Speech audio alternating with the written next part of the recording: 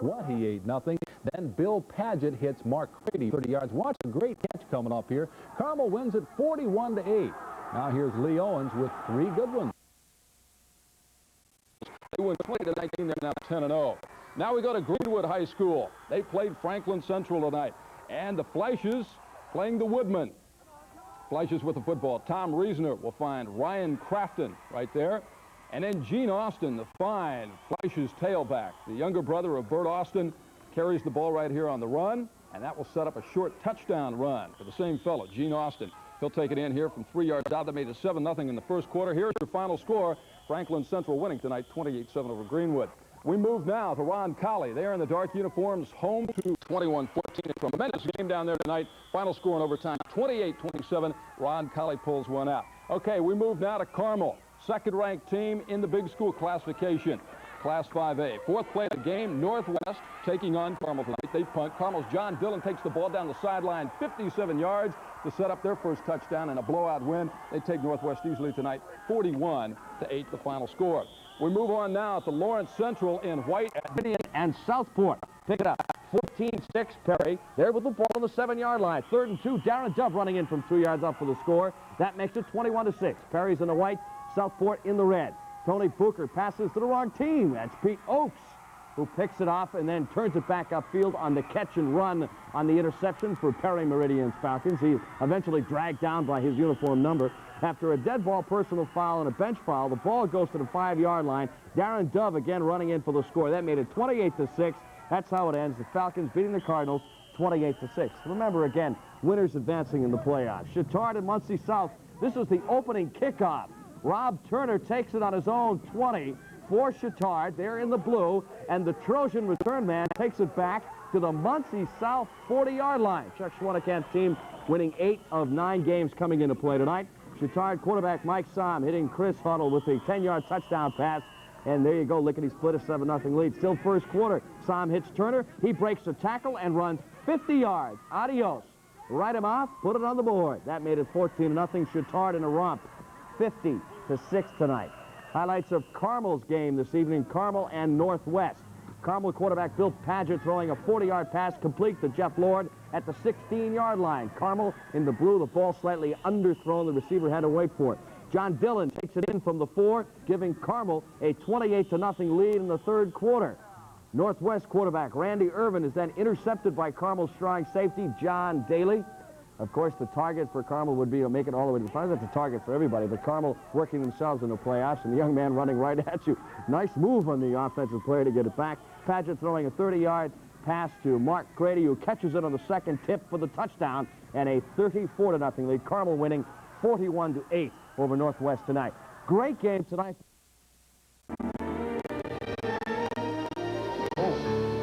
Dominique, this is Nick Kimball. This is Dominique Devereaux.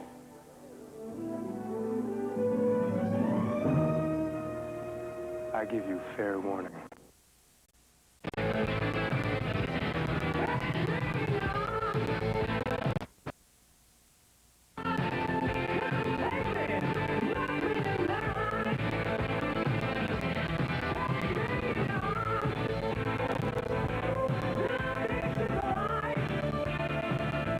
Billy, don't play with those matches. Why? Because you could start a big fire. Really?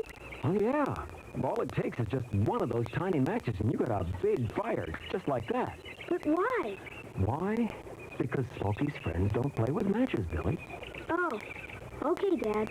If your kids pick up a book of matches, remember to tell them that Smokey's friends never play with matches. A public service of the Forest Service, USDA, your state foresters, and the Ad Council. FM 91 WHJE, the voice of the Carmel Greyhounds. It's time for another sports broadcast. As always, welcome to another edition of Greyhound Sports Spotlight with your host, Chuck Andrews. On the show, Chuck. Welcome to Your Schools Today. Your Schools Today is an important... These are just 3 of the many weekly programs designed to entertain and inform you. So keep your dial tuned to the Edge 91.3. Stereo. 91 WHJE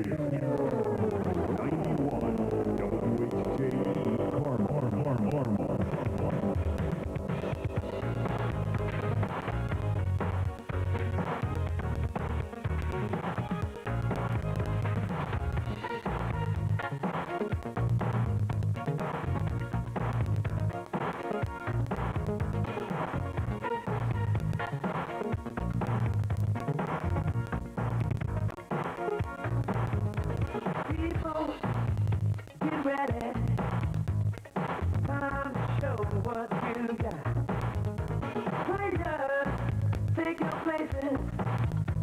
There's only one way to the top.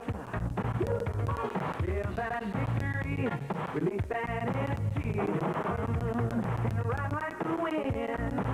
With fire in your eyes, shake those butterflies, and do the best that you can. Victory, victory, let the party begin. Victory, victory, let's do it again. You are the best. Team stand out from the rest. Ooh, your attention be more than an honorable mention. You feel that victory, release that energy, and ride like the wind. Fire in your eyes, chase those butterflies. Go ahead and go for the win. Victory, victory, let the party begin. Victory, victory, everybody can win. 'Cause it's the same way in life. Same way in life. It's like gonna be alive. Balance you must find. Same way in life.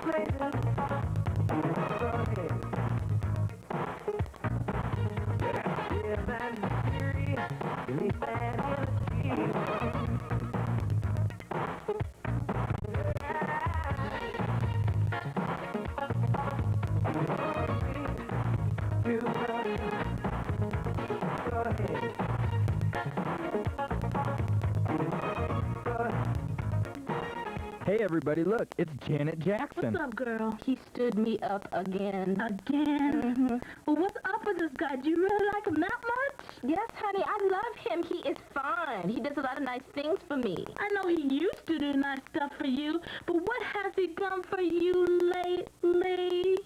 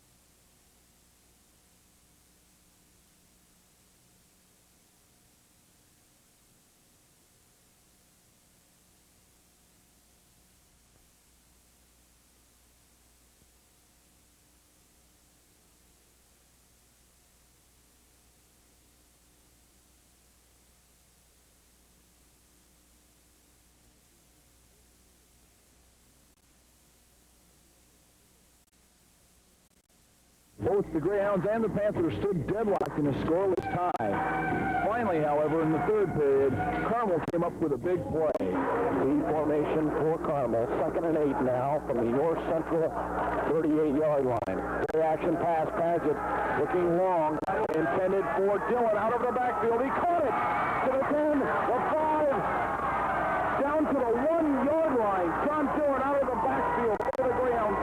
38-37. Then Mike Grimm went through the powerful Greyhound left side offensive line for the first score of the game.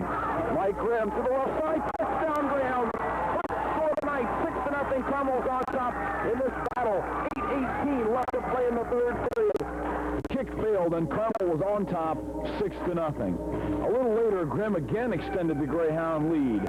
Full house formation. Mike Grimm, touchdown Greyhounds. Moving out once again, now 12-0 is the Carmel lead. The fans erupt on the Carmel side. The two-point conversion attempt was no good, and 12-0 was the score. Then, for the third time in the game, Grimm scored and finished out the scoring of the night for both squads. First and goal for the North Central 4-yard line. Full house formation for Carmel. Mike Grimm through the left side, touchdown, 18-0 is the Greyhound lead. Carmel captured the sectional title last week with a 19-0 victory. Tonight, however, Carmel faces the two-time defending state champion Warren Central Warriors. Hello again, everybody. I'm John Griffin. Yancey Deering and I are at midfield, ready for the final home contest of the 1986 Carmel Greyhound football season. Voice of the Greyhounds, WHJE is getting ready to bring you live Carmel High School football action. Now down the playing field is John Griffin and the Carmel Greyhounds on 91.3 The Edge for Sports. Good evening, everybody, and welcome to Carmel High School. John Griffin and Yancey Deering live all set for this contest between the Carmel Greyhounds and the Warren Central Warriors for the regional championship. Yancey, it promises to be a good game on a very cold evening. Well, like it always is, the Carmel and Warren Central series matchup looks like this. Carmel has won the last won 11 out of the last 14 meetings. The series stands at 17-9 in Carmel's favor, going back to 1959. So it has been a long rival and still stands to promise to be one. I think it's been best summed up about the emotion here, John, by Chuck Andrews, a senior football player on the team. He gave me this quote. He said, the first Warren game this season was for last year's seniors. This game's for this year's seniors. I think that pretty much sums up exactly the team's thoughts. A couple things to be looking for. Matt Elliott's sprained ankle, many people were concerned about it. They say he's getting much better. He actually, you can almost say is better. They say in motion he is as good as 100% and takes about 95% in strength on that ankle. He does have an air splint, though, to keep from sustaining more injury, and it also keep it a little bit better. Bill Paget, his arm is better than 100%. So the Greyhounds almost look injury-free and are ready for this game tonight. We'll take it down to Greg Griffiths down on the field and find out what his word is. Greg? Well, Yancey and John, in regards to the field, it's been in better condition in the past, but it's in better condition now than it was last week, if you would believe, in the football game being played on it. The main reason we've had very little precipitation in this past week since the last game. It hasn't gotten any muddier. However, one thing that could cause a problem, and one thing that the Warren Central coaches were complaining about, was the fact that there's basically no grass in the playing portion of the field, that being the middle part between the hash marks from about the 30 to the 30s. And that has become a very hard portion. When players go down that, it's going to be like going down on a parking lot. The ground has a little bit moisture left in it. What was in there has now frozen. It's a very solid field. Not much grass, but still good enough to play a football game. And the Greyhounds are fired up. Back up to you. Well, Greg mentioned about Warren Central's head coach, Jerry Stopp, asking for the home field for this week just because of how bad the Greyhound football field. He asked for that advantage twice. One thing to look at, maybe that Carmel has not been beat at home, also has not given up over 8 points at home. So the Greyhounds extremely tough at home on defense as well as offense. We saw last week, as mentioned by Mr. Belden and Scott Gregg on the pregame, about the Greyhounds last week moving the ball good, sustaining a lot of time on each carry. So the Hounds are really fired up and really hoping to keep that offense moving, though. One thing that should be mentioned is we've talked before, just now about the possibility of the proposition proposed by Warren Central this past week that the game be moved to their field. Coach Belden has said throughout the season, hey, I don't care where we play. The field's 100 yards long and 53 yards wide, and we know what we've got to do to win. Well, as the players walk across the Carmel Greyhound field, the captains holding hands to go out and meet the three captains for Warren Central. The players have a lot of pride on this game. As you mentioned, as the players played the first game of the season, the 14-6 victory for last year's seniors, the guys who worked hard against the number 2 ranked team in the nation and came up just a little bit short.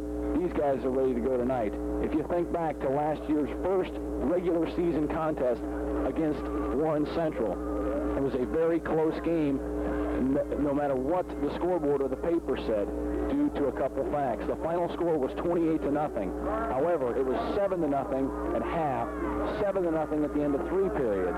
They scored early in the 4th period, and then Carmel decided they better go up top. They threw an interception with 5 minutes to go, deep in their own territory. Warren converted for a touchdown. And then with less than a minute to go, Carmel fumbled. Warren Central called the timeout with 4 seconds left from the Carmel 5-yard line, trying to rub it in on the Greyhounds. I can guarantee you, if Coach Belden gets the opportunity, he's going to return the favor. A lot of word has been said about this Warren Central team, of course. With, you can't call him great, Jeff George is gone. And many teams, practically every team, has been out for revenge and showing no mercy no matter what the final comes down to. The Greyhounds stopped Warren Central's 34-game winning streak earlier this year. Now they got to stop another winning streak, one of 13 consecutive straight postseason play games. The Greyhounds are going to be kicking off and ready to do that. Warren Central has 2 losses on the year. One, a 14-6 loss to the Greyhounds earlier this season at Warren Central, and the other one was also a home loss on their homecoming against the Cathedral Irish, 16-7. Something else you might want to point out about the score being 14-6 sounds a little closer than what it was. The 6 came on 2 field goals, one of which was late into the 4th quarter, so the Greyhounds really kept control in that game. Pom-poms are being shaken on the Greyhound sides. Dillon is set to kick off for the Greyhounds. Deep to receive for the Warriors is Charles Wright, Charles Galladay, and Jerome Sparkman. Also deep is Torrance Terrell. Helmets are up on the Greyhound sidelines, and the game is underway. A short kick to the left side of the field. Bounces at the 25 and fielded at the 26. And he cuts back up and met at the 30-yard line for Warren Central. On the kickoff return that time. We're not sure. We didn't get a number right away. It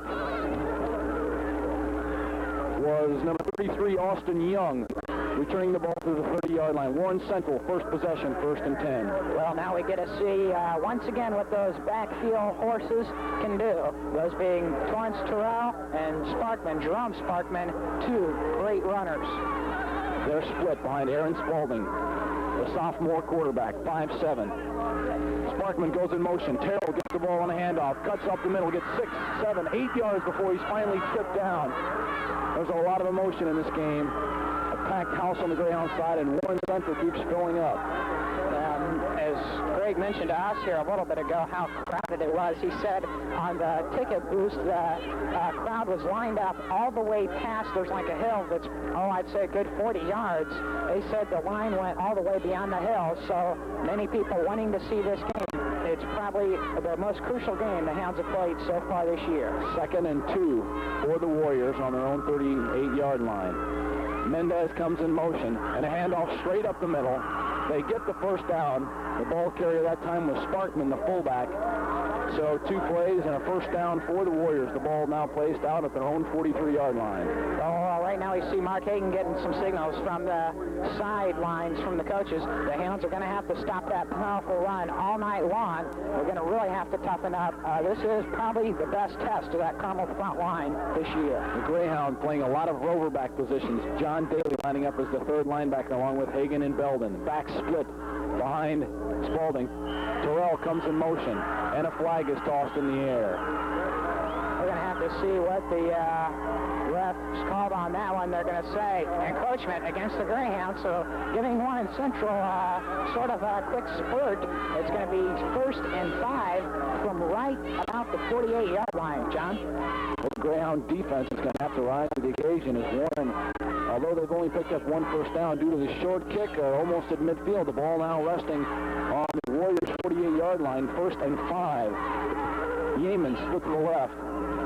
Huffman split to the right. Terrell comes out of the backfield in motion. Sparkman gets the ball straight up the middle. Hard driving straight ahead. He picks up the first down into Greyhound territory. Stopped that time by John Daly. He may be marked just a tad short to bring up a 2nd and 1 situation. The ball on the Greyhound 48. John, listen to that Warren Central crowd just a second ago. You could hear them all the way up here in the press box. They were jumping up and down. They're as sparked, if not more as sparked, than what the Carmel fans appear to be right now. There's a small section of students down standing up. So, of course, fan participation is going to help both teams tonight. Mendez and Yeaman are split to the left and right. Sparkman and Terrell split behind Spalding. It's Sparkman and a fumble. Warren Central, I believe, fell on it. We'll have to see Greyhound football. The Greyhounds recovered the fumble, and the Greyhound players come running off the field. The offense storms on. Listen to the crowd for the Greyhounds. Tell you, helmets came up on that one. You see when the Greyhounds kick off, they raise the helmets. We saw a couple Greyhound players raise the helmets. That kind of mistakes made by Warren Central is going to help the Greyhounds and even Sparkman. They've got about 50 yards and 2 feet to go for that touchdown. And we saw Andy Knack, along with the offensive line, just came jumping out. They're fired up. They're ready to score, John. Kelly, flank to the left. Dillon and Grimm are the backs behind Padgett. 1st and 10 from the Hounds' 49-yard line. Padgett looks left and right, calling the signals. Mike Grimm over the left side, burst forward for 3 yards, and stopped right there. Call it 2nd and 7. 9 minutes left to play in the first period. There's no score thus far. As you mentioned, Mike Grimm bursts. That's what we're going to see a lot here tonight. It is Mike Grimm, so-called bursting. The power back to the Greyhounds is really running good so far this season, and expect him to get fired up and even maybe one of his better games so far. Gunderson, flank to the right. Lord and Blocky in a 2 tight end set. 2nd and 6 now for the Greyhounds from the Warren 48. Padgett on a counter. Dillon bursts to the right side, kicks forward just short of the first down. Good strong running on a counter play by John Dillon. We'll have to wait and see where they mark it. They mark him a yard short. 3rd and 1 now for the Greyhounds. Well, the Hounds looking a little bit tonight from the backfield as we see Mike Sharp stepping in. I was going to say they've got Sharp and Dillon and Graham all running great. Also Todd Carter coming in to run out of the full house position throughout the night. It's going to be a very mixed-up situation for the Greyhounds in the running field. Power eye to the left. Carter, Grimm, and Sharp are the running backs for the Greyhounds. The ball on the Warren 43-yard line. Mike Sharp, the deep back, burst forward. He's going to be stopped just short of the first down. And Warren's defense is fired up, leading the charge. On defense is Tony Jones, the linebacker for the Warriors. 4th and less than a yard for the Greyhounds. Wow, John, when Warren made the stop, they were all jumping up and down and shaking their hands up. They were extremely fired up. I bet if you were in that Warren Central huddle right now, you would not feel any cold because they're breathing heavy and hot, but they're ready for the Hounds. 4th and less than a yard from the Warren 41. Full house backfield for Carmel. Padgett gets the snap. Gives it to Dillon. More than enough for the first down, all the way down to the Warren 36-yard line. The Greyhounds now are on the march. And Dillon is been a good runner in his respect about how agile he is. We saw him jump over the front line. He didn't go around him. He didn't dive over. He jumped over him, landed on his feet. Looked a little bit like a high hurdler man in track. The man is agile, and he doesn't mind getting hurt. Smith now into the game. He flanks out to the right. That's a new position for him. Ordinarily, he's the split end. Backs are split behind Padgett. 1st and 10 from the Warren 36. Padgett gives it to Mike Sharp. Gets the hole in a hurry. Picks up 3 yards and finally is met by the linebackers for Warren Central. Both teams really given a lot, especially that front line for Warren Central is making gang tackles more than they are any kind of tackle. When you see a team that has that great offensive or defensive line, they never have one man make a tackle, it seems. There's always 2 or 3 men there. They read the offense so well, and both teams now have that ability here on this high school football field. Crady now flanked to the left. 2nd and 7. Grimm through the left side, doesn't pick up much. Stopped that time by Joe Brown, the right defensive end for the Warriors. Picked up 1. A 3rd and 6 situation now for Carmel. You mentioned Joe Brown. He seems probably to be the most sparked up player. Also, I believe one of the defensive captains, for we've seen him getting the signals from the coaches. It now being 3rd down, the Greyhounds are going to have to get away from Brown and Phil and pick up some big yardage here. It's about 3rd and 6. Full house backfield. Carter, Sharp, and Grimm. Rocky and lower to the tight ends. The ball placed on the Warren 33. Option to the left side. Paget turns it upfield. The first down. And he spins down to the Warren 22-yard line. Bill Paget on a keeper. It'll be very close. We'll have to wait and see where they spot it. Yes, the Greyhounds picked up the first down. With Bill Paget running at quarterback, it's almost like having 4 backs on the field when they run out of the power eye or the full house formation. Bill being so not afraid, he likes to run the ball and does not get hurt when he gets hit. One thing I want to mention, I just found out this past week, is what a good blocker Todd Carter has been out of a full house situation. 1st and 10 from the Warren 23. Kennelly comes in motion to the right side. Paget gives it to Mike Grimm to the left side. Gets around right into the 20 and down to the 15-yard line before he's finally stopped along the left side. On the tackle that time was Keith Williams, the defensive back for the Warriors. Pickup of 9. 2nd and 1 now for Carmel. Now that the Greyhounds have everything moving, this is the time when they score every time. You hardly ever see the Hounds get stopped once they get the ball within like the 20-yard line. Right now they're sitting on the 15. Especially maybe see Grimm do a little bit of the carrying because as we mentioned last week, Jim Belton likes to give it to his backs who put together the good runs.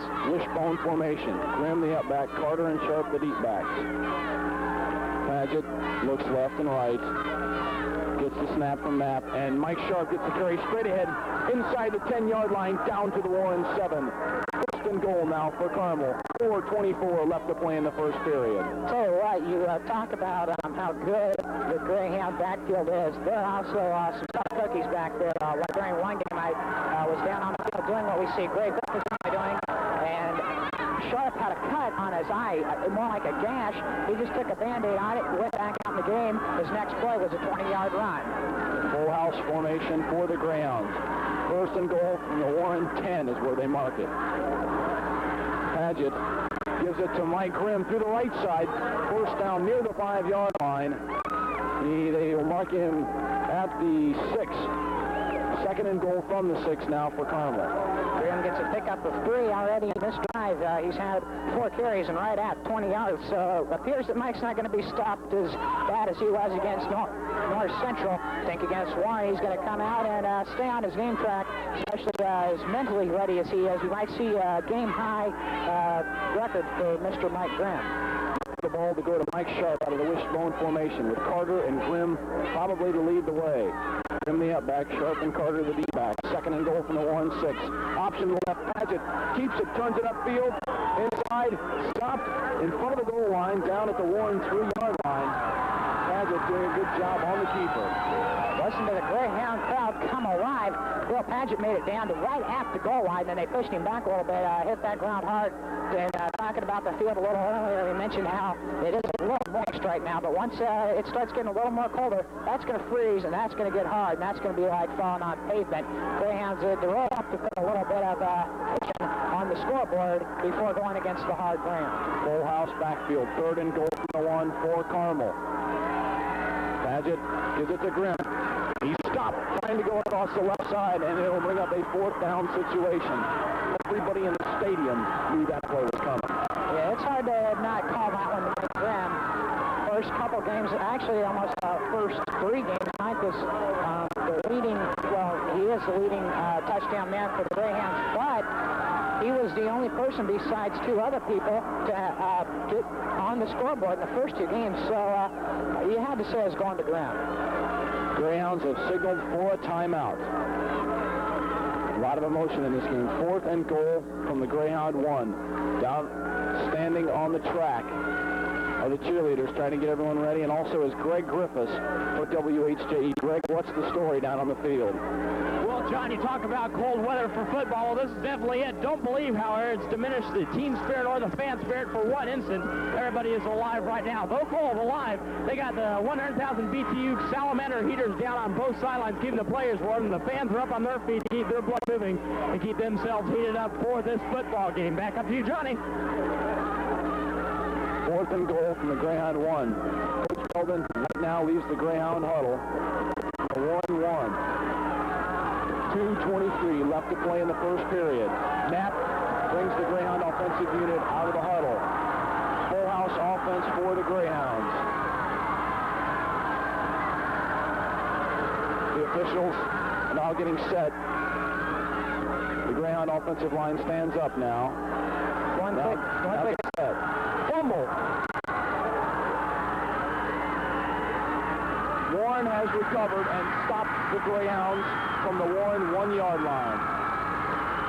Well, that's something you don't see, especially when the Greyhounds that close. The referee's now signaling. You can hear the Warren Central fans coming alive. The parents, the student body, the grandparents, and everybody from the city looks like they're down there, and they're on their feet. They're fired up as much as the Funnel fans who are just kind of sitting here in amazement. They can't believe that Bill Padgett would fumble the ball right there on the goal line. The ball is marked on the goal. We see the players now sparking up the band, who might be the most spirited organization at Carmel High School. You never see them sitting down during a game. As I was getting ready to say right before the snap, on that play, it was kind of hard to tell who the ball might be going to with the 3 backs coming out of the full house formation, and Carter and Sharp and Graham. I was a little confused. I wasn't sure who they gave it to. I thought, Graham because of his power, but Sharp being the Hawkman, and even Carter, who's been running great the last couple of games. So the Hounds really building depth in the backfield. I just need to get the ball to him. I've been talking to Coach Belden and some of the other Greyhound players. Todd Carter, a lot of people don't understand his role. Basically, he's one tough blocking back for the Greyhounds. He comes in the full house situation. Lately he's carried the ball a lot, but basically his job is to go in and be the lead blocker, and I guess he's done a real good job so far this year, as one might assume with this totals that Mike Grimm has come up with. That is a very good thing to have in your backfield. When you got a good power back who's going to be going up the line, he's going to need all the blocking he can get. With that extra blocker, so to speak, in there, making a couple blocks so he can take out a big man, at least in almost every play. That's going to give Graham that extra added advantage. Maybe even, you could say Todd Carter's responsible for what few Mike Grimm yardage. Warren Central, I believe, is signaled for a timeout. The ball is on their own 1-yard line. 1st and 10. They held the Greyhounds on a 4th and goal from the 1, as there was a bad exchange from center. You don't know whose fault it was, but the job now is for the Greyhounds to play defense, lining up in the 5-3 with Daly as the rover back. Yeaman and Mendez flank to the left and right. Backs are split behind Spaulding. Sparkman to the left side. Safety. The Greyhounds picked up the safety. From 1st and 10 on the Warren 1, they stop Sparkman in the backfield and pick up the first 2 points of the ball game. Carmel now gets ready to receive the punt. John, that never entered my mind. I don't know why. The Greyhounds have held all their opponents, it seems, so far this postseason play under 100 yards, I believe under 80 yards. So the Greyhounds on defense, I don't know why I didn't even think of safety. We see how much the Hounds and the city backing the team. We saw the ambulance down right as the touchdown was scored, turned on the lights. They're still flashing on and off, but they aren't affecting leave or anything. The car's not running, so I don't think there's any problem with any spectator or anything. If you just heard a big yell coming through your heads or your radio at home, that was Matt Elliott down on the field screaming. Pretty excitable. Ordinarily, teams like to punt after they've been called for a safety, but Warren's going to kick off. Doing the kicking is Jason Gilman, 5'11", 191-pound junior. John Dillon, Mike Sharp, and David Lewis are are deep for the Greyhounds after the safety. Carmel's on top 2-0, 2:07 left to play in the first period. Dillon standing in his own 25-yard line. And the Greyhound Top Gun defense once again rose to the occasion for Carmel. It's the defense that's kept them in games all season. And there came up with the first big play and the first points. And that is very a setting thing for the defense to put the team on the board first. Now the offense is ready behind John Dillon, back deep to receive. Dillon, a straight-on kicker, approaches the ball from the 20 and lets it fly. It's a high and short kick fielded by Sharp at the Greyhound 39, running straight up ahead. He's to midfield, trying to burst forward, gets a little bit into Warren Central territory and stopped right there. So the offense will take over in good position, trying to come back from that fumble on the Warren 1-yard line. I'll tell you how spirited both clubs are right now. It's really starting to be a hit 'em hard down in the trenches kind of game on the line, and neither team's really ran out more than, I believe, 6 plays, so a lot of hard stuff down on the line. Then there's going to be a couple hurt and bruised players as they wake up Saturday morning. Every week a player wakes up bruised, and I talked to trainer Bruce Gordon, and he says it's amazing how much people don't realize the players come in on Saturdays wanting to be taken care of. Gunderson flanked to the left. Backs are split behind Paget. 1st and 10 from the 149. Counterplay going to the left side. Got a hole. The Warren 40 and down to the 37-yard line. More than enough for the first down. The Greyhounds get a big gainer on the first play from scrimmage. Tony Jones with the tackle. Tony Jones along with Keith Williams getting the tackle there for Warren Central. And wow, that's just really sparked them. You ought to see them on the sidelines. They're all jumping up and down. They are fired up. Jumping and really ranting and raving down the sidelines as Warren Central. The fans have quieted down for the most part. So has the players. Smith comes split to the left. Now he comes in motion to the right. Grimm and Dillon in the eye behind Paget. 1st and 10 from the 136.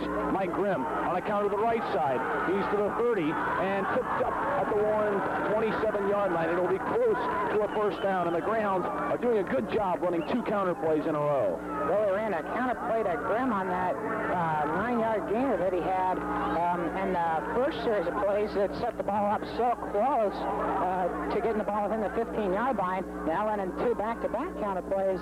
Greyhounds, it seems like every game they come out, Jim Belton throws a few more twists and turns into that offense. A lot of misdirection so far we've seen tonight for Carmel. 2nd and 1 from the Warren 27-yard line. High formation behind Paget. And Grimm gets the call, gets the first down inside the Warren 25 to the 24-yard line. Put the Greyhounds on the board right now.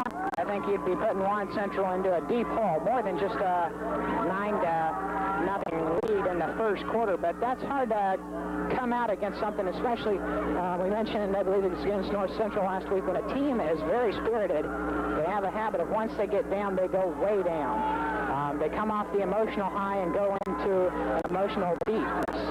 8 seconds left to play in the first period. I don't know if they'll get the play off. Kennelly and Smith both flank to the right. Backs are split behind Paget.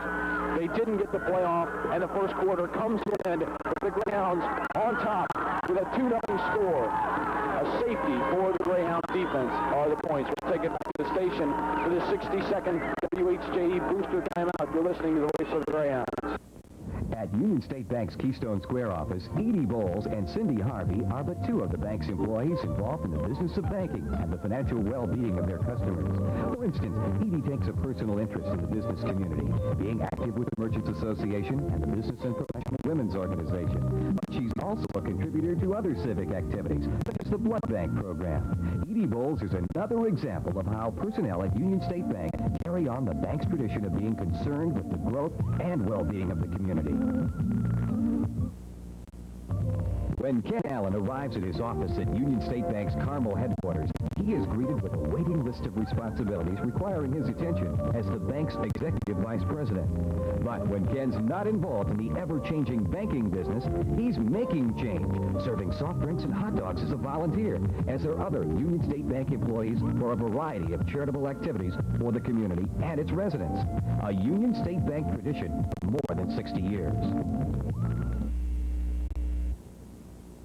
first and 15, actually, from the 30, and that brought a little bit of spear back into Warren Central. The team's clapping, the fans still sitting down. Now they're coming alive. The Greyhounds over center. Backs in the I formation behind Paget. Kennelly and Smith split to the left. Paget straight back to pass, roll to his left, heavy pressure, unloads down the field, intended for Smith, but he was hit as he let go of it, and the ball fell way short.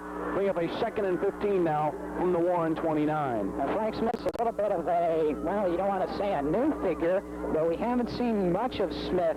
And looking, Frank has only 2 receptions on the year for 26 yards, both of them being 13-yarders. Usually on the receiving crew, we're seeing Kennelly and Ward, actually, the leading receiver for the Greyhounds, or Gunderson and Crady. Crady now in for Smith, split to the left. Kennelly also flanked, to the right with him. I formation. Grimm on a delay, and met right at the line of scrimmage. May have picked up 1.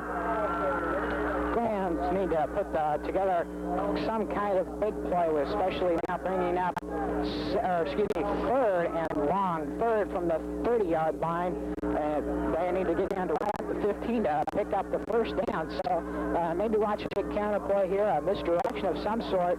Could go to Mike Sharp or him, even if Dylan's checking in. Now, Dylan does check in, and as Smith goes out, so a lot of different things could go on. Gunderson flanked to the left, Smith split to the right. I formation behind Paget, 3rd and 14.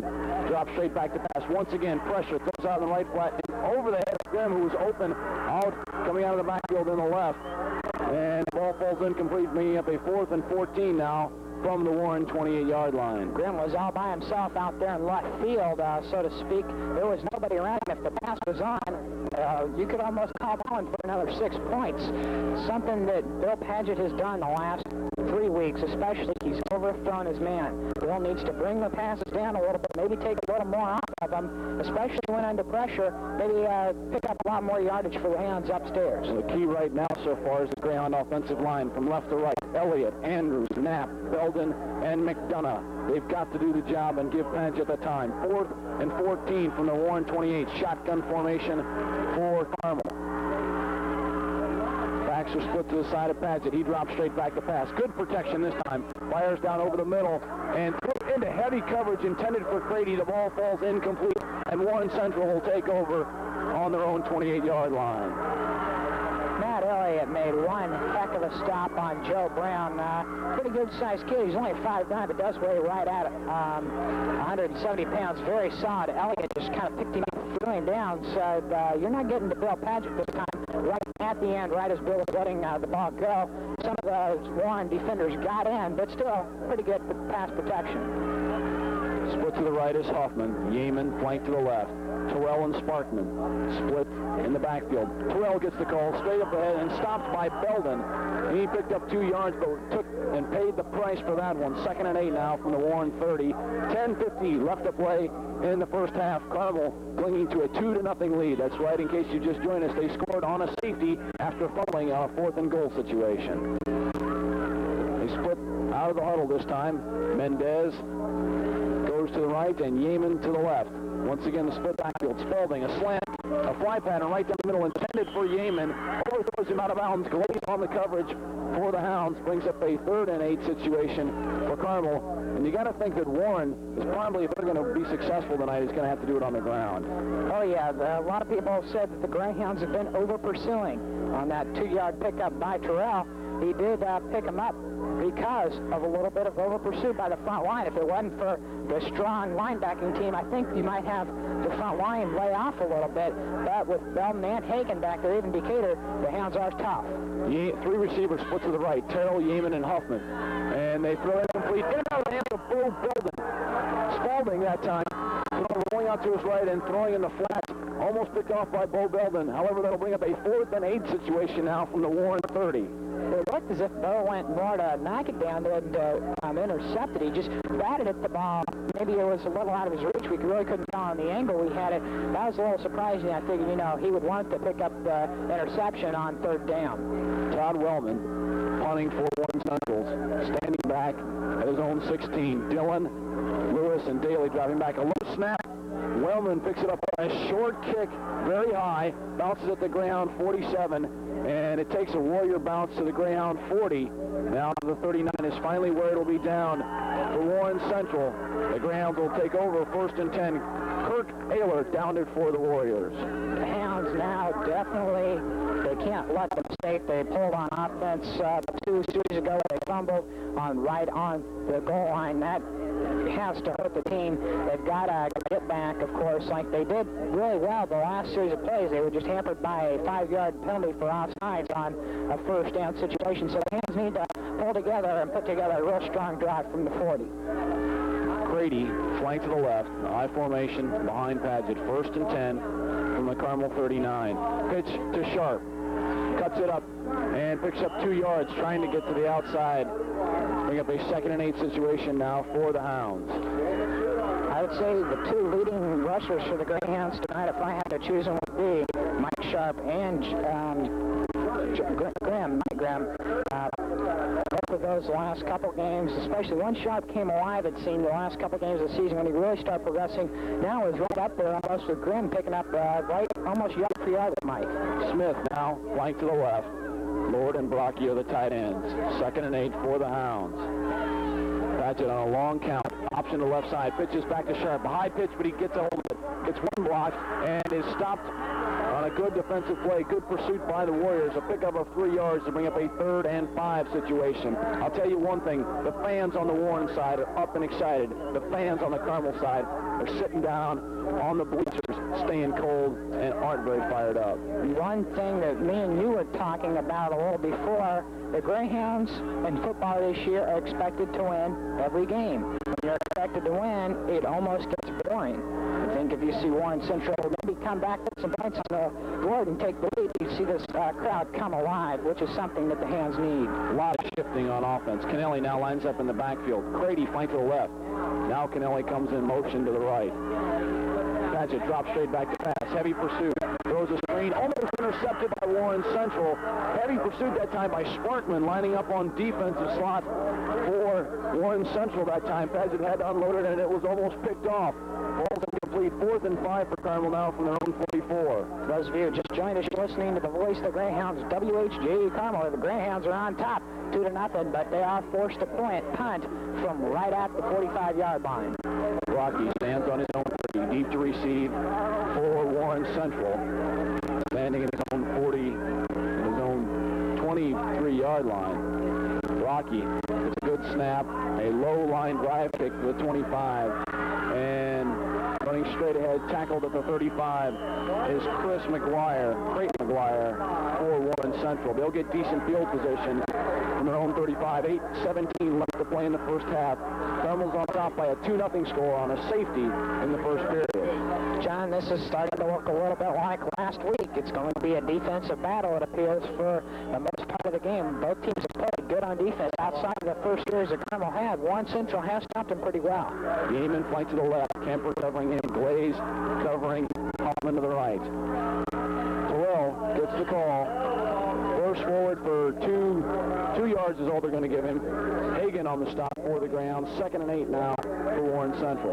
Terrell, the Greyhounds have stopped him for only 11, while the other main man, Sparkman, only has 4. So the Hounds are picking up the run pretty good by stopping it before any big gainers. But it's going to be a major contest as it starts boiling down here. 7:38 left to play in the first half. Rover back position. Daly's lined up in a 5-3 alignment for Carmel. Sparkman straight ahead and doesn't get anything. Once again, he met the front line of the ground. Stopped by Colmer and Ledoux with the first 2 men. Also Belton and Hagan in on the stop. Like we mentioned many times before, anytime Carmel plays, the game is decided in the trenches. Oh yeah, anytime Coach Belton, it seems, is down on field, being in the head coach position, it is going to be down in the trenches. Back at Westfield, then he went to Noblesville. Now here at Carmel, Coach Belton brings a dynasty of those muddied up trenches games. Hoffman and Yeaman flank to the right. Backs are split behind Spalding. 3rd and 7. He rolls out to his right. Good protection. Goes out in the flat. Intercepted by Mark Hagan of the Greyhounds. Ball will be placed down at the Warren 36. Hagan and the defense come up with another big play. every time we see that Greyhound defense, John, they look better and better. Every game improving. They say that the offense hasn't reached its peak. The defense is so great. Wow, if we see them getting like this, if we make it past this game, the next couple down to state, I'd hate to see what that defense is going to look like, because they are just picking it up. That's the first interception, but there was also a new one by Bud Alden, so good coverage by the Hounds. Kennelly flanked to the left. Good formation. Grimm gets the call through the right side. And picks up 3 yards. 2nd and 7 now for the Greyhounds. That's Mike's average 3 yards on the carry. Every time he gets it, it's going to be 3 or plus. Very rarely has he held for under 3. It seems like the only time that Mike is held under 3 is when it's on the goal line. Grimm's average is 5.2. He's a big man for Carmel who does all the blasting, all the short yardage, but also does break free. 6 minutes left to play in the first half. Full house formation for the Greyhounds. The ball placed down at the Warren 35. Warren lining up in a 5-2 defense. And Mike, the option play to the right. Padgett keeps it, turns it upfield, and sprawls his way forward inside the 30 to the 29 of Warren Central. Good pickup for Padgett. Brings up a 3rd and 2 situation now for Carmel. Padgett already has 17 yards, the 3rd best carrier for the Greyhounds. He's pretty close to Shroud, within 10 yards from Sharp, about 15 away from Grimm, but he has not been sacked yet this game. And last week, I believe Padgett was only sacked once, maybe twice. So Bill, a good runner for that offense. Wishbone formation. Grimm lined up with the fullback. Carter and Sharp, the tailbacks. 3rd and 3 from the Warren 30. Mike Sharp trying to go through the right side, fighting for yards. He'll be close to first down yardage. It looks like he picked it up. We'll have to wait and see. A couple of the Hound players signal for the first down. They do give them the first down, so they're marking now, and first down for the Greyhounds. A little bit of confusion. One of the chainmen had the first down marker set up. The others weren't moving, so they did call for first down. And with 5:09 left to play, the Greyhounds on the march from the 25. Officials timeout now on the field. We'll try and check in with Greg Griffiths in a couple of minutes if we can on the action down on the field. 2-0 is the lead here at Carmel High School in the regional action. Greyhounds on top of the Warriors on a safety in the first period. The Greyhounds fumbled the ball away on a 4th and goal, but on the next play, sacked Warren in the end zone. Full house formation for Carmel, 1st and 10 from the Warren 28. Warren lined up in their 5-2 defensive alignment. Option to the right side. Padgett pitches back to Sharp. Hit in the backfield and dropped for a loss of 4 yards. Back to the Warren 32-yard line. Good defensive play that time as Kirk Ayler, the cornerback, coming up and putting heavy pressure on Sharp and Padgett. John Sparkman checks in to play a little bit of defense, and wow, he was jumping up. He wasn't really near the tackle at all, but as we see, especially the Warren Central defense is fucked. I think the Greyhounds need to break it up and once again maybe get a little bit back, try to get maybe a little more confidence and to defeat the confidence of that Warren defense. I'm surprised the Greyhounds haven't thrown on first down yet. That's ordinarily what they like to do. Full house formation for the Greyhounds. Padgett on counterplay, gives it to Carter through the left side, and there wasn't much of a hole there for Todd to run through. He may have picked up a yard, and that would be a 3rd and 13 now for the Greyhounds. I mentioned Bill Padgett's running abilities. On the team list, he ranks 5th. He's had 64 carries for 144 yards. His average is about 1.8, so the kid can run. There's only one Greyhound in the rush for running. That's Kennelly. Now let's take it down to Greg Griffiths and see what the word is down on the field. Well, yes, he does. Nothing's changed since the last time I talked to him. Still having problems by Mike. I'm here on a rather isolated part of the Greyhound sidelines. It is really cold out here. We're getting frigid. So I was talking to Bruce Gordon, the trainer, earlier. A bit of a worry for him is the players cramping up in this cold weather. Another big concern of some of the coaches is how hard the field is, as it is starting to freeze. What moisture has been in it is making the earth very solid on the football field. And as players come crashing down on that with 200-pound players on top of them, that could cause some injuries. Right now, several Greyhound players, Trent Decatur, Chuck Andrews, and others are gathering around some of the heaters they have down by the Greyhound sideline. I'm going to take it back up to you now. I think I'm going to go over and warm my buns by one because it is cold out here. Back up to you. Thanks, Greg. Carmel has signaled for a timeout. 3rd and 14 from the Warren 31. 21-yard line. 3:43 left to play in the first half. Carmel's on top, 2-0. You mentioned the cold. We see about 5 Greyhound players wearing their heavy jackets now, trying to stay warm and trying to stay limber as the coldness does cause cramps. Wishbone formation on the 3rd and 14 situation. Quick snap, Paget drops straight back to pass. Looks long for Brocky. He's got him underthrown in heavy coverage once again. The receivers aren't open right now, and Paget doesn't have that time he had decent time to throw. But right now the receivers aren't open, and I don't know if Bill's making the right choices or anybody just not open. Well, I think that, I'm sure that play came in from Coach Belton on the timeout. Something to notice, tight end Jason Brocky has not had a reception yet this year. A little surprising to see a few great opportunities as that one. The pass was just a little off the money. If it would have been there, it was a little in the dirt. He was covered good, just close, but Brocky has not picked up a reception on the air. Little work and 14. Smith to the left. Kennelly flank to the right. The ball on the Warren 30. Paget straight back to pass. Heavy pressure, and he's sacked back at the 40-yard line. On the stop was Jerome Sparkman going both ways for the Warriors. He comes up with the big stop, and Warren will take over. 3:35 left to play in the first half. And Warren Central is getting right through the middle of the Greyhound front line. So Coach Belton, I'm sure, is going to be talking to that whole front line, trying to figure out what the problem is and correct it, because they cannot let the Warren Central start doing that, because Bill Paget gets sacked a couple times. The offense is in some trouble. Daly lining up in the roverback shot. Splits. And Spalding keeps it on a quarterback draw straight up the middle. Pick up of 3 yards. 2nd and 7. Now they give him 5. 2nd and 5 now for Warren. Well, as you mentioned, the spirit being down, there's really nobody up on both sides of us. On the Greyhound side, there's some fan support, but they're just staring around. The fans aren't making any noise. As we look across, Warren Central fans are going wild over there. They split 3 men to the right side. Yeaman, Hoffman, and Terrell comes out of the backfield. A sprint out to the right. Spalding heaves it long downfield for Terrell. Overthrew him. Daly on the coverage was William Strine for the most part, and Terrell's got burner speed. He overthrew Terrell. He would have had an inside track on Daly, and it would have been for a big gain, but Spalding overthrew him. Tell you, John Gomer almost jumped off sides on that lax count. It was a little long. You see a lot of teams, especially now, even the Carmel team using it a lot, long, and then a short count. Hot shot, quick snap on this play. Once again, they send 3 receivers to the right side.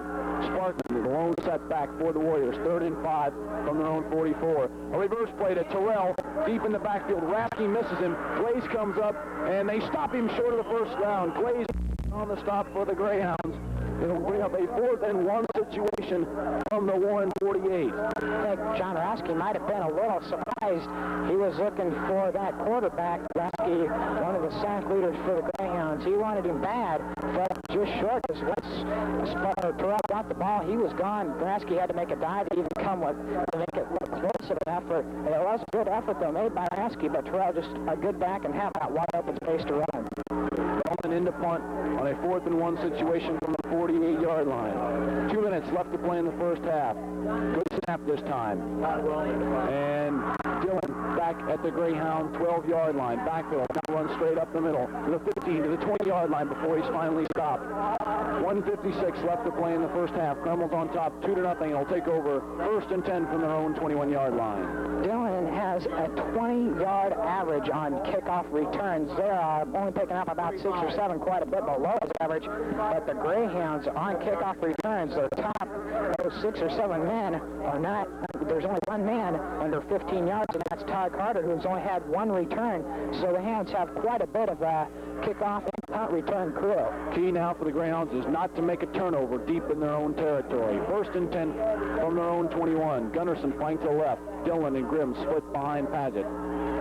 2 tight end set. And Dillon on the counter. Big hole. He's got the first down to the 40. To the 43-yard line before he's finally brought down. He bounced off a couple tackles. Now the Greyhound offense has got some room to work. They can open it up. 1:29 left to play in the first half. You mentioned they can't cause a turnover. It's when you see a team when they just don't have things going, That's one of the first clues is turnovers. The Greyhounds turned it over on the goal line. They were forced to punt. They cannot let turnovers and just bad offense hurt them along with penalties. The Greyhounds have one timeout remaining in the first half. Two receivers split to the left. Lord, the tight end, lined up on the right. Paget rolls out to his left. Stops, plants, goes down over the middle. Overthrows Smith. Took a hit. It bounced off his fingertips on the stop. Was Dana Hurt and Kurt Taylor for the Warren Central Warriors. 2nd and 10 now for Carmel. Hurt got a hard hit there on Smith. It's a little surprising maybe not to see the flag. Of course, the pass at that point was a little bit past the receiver, but Hurt just levels the man hard. That kind of shows a little bit of the spirit of how anxious both teams are to play tough. Gunderson flank to the left. Now Blocky's in at tight end along with Lord. Ball 2nd and 10 on the Greyhound 43-yard line. Paget gives it to Grimm on the way to the left side. He's got a hole. He's got the first down inside Warren territory to the 40-yard line. Big gaping hole. Good blocking that time through the left side by Jason Brocky, Matt Elliott, and Chuck Andrews on the left side of the Greyhound offensive line. 1 minute left to play in the first half. The Greyhounds early in the season, the main play was known as the belly left.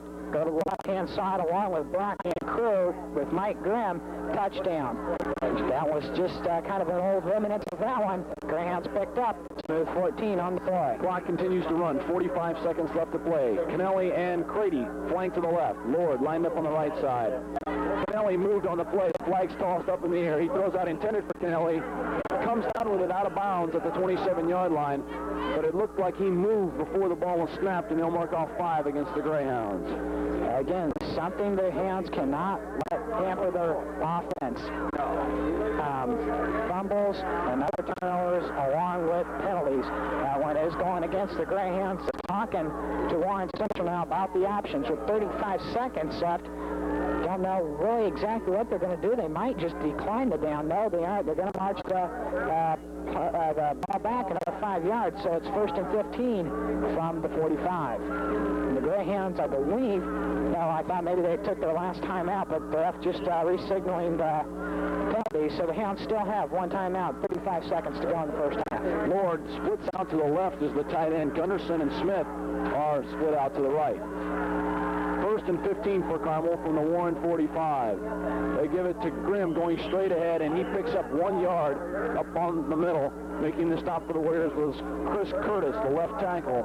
Clock continues to run, 25 seconds left to play, and Carmel doesn't seem to hurry up. Now Paget signals for the Carmel's final timeout. We'll take it back to the station for this 60-second booster timeout. You're listening to the voice of the Greyhounds. When the community broadcast is being brought to you by the following WHJ boosters.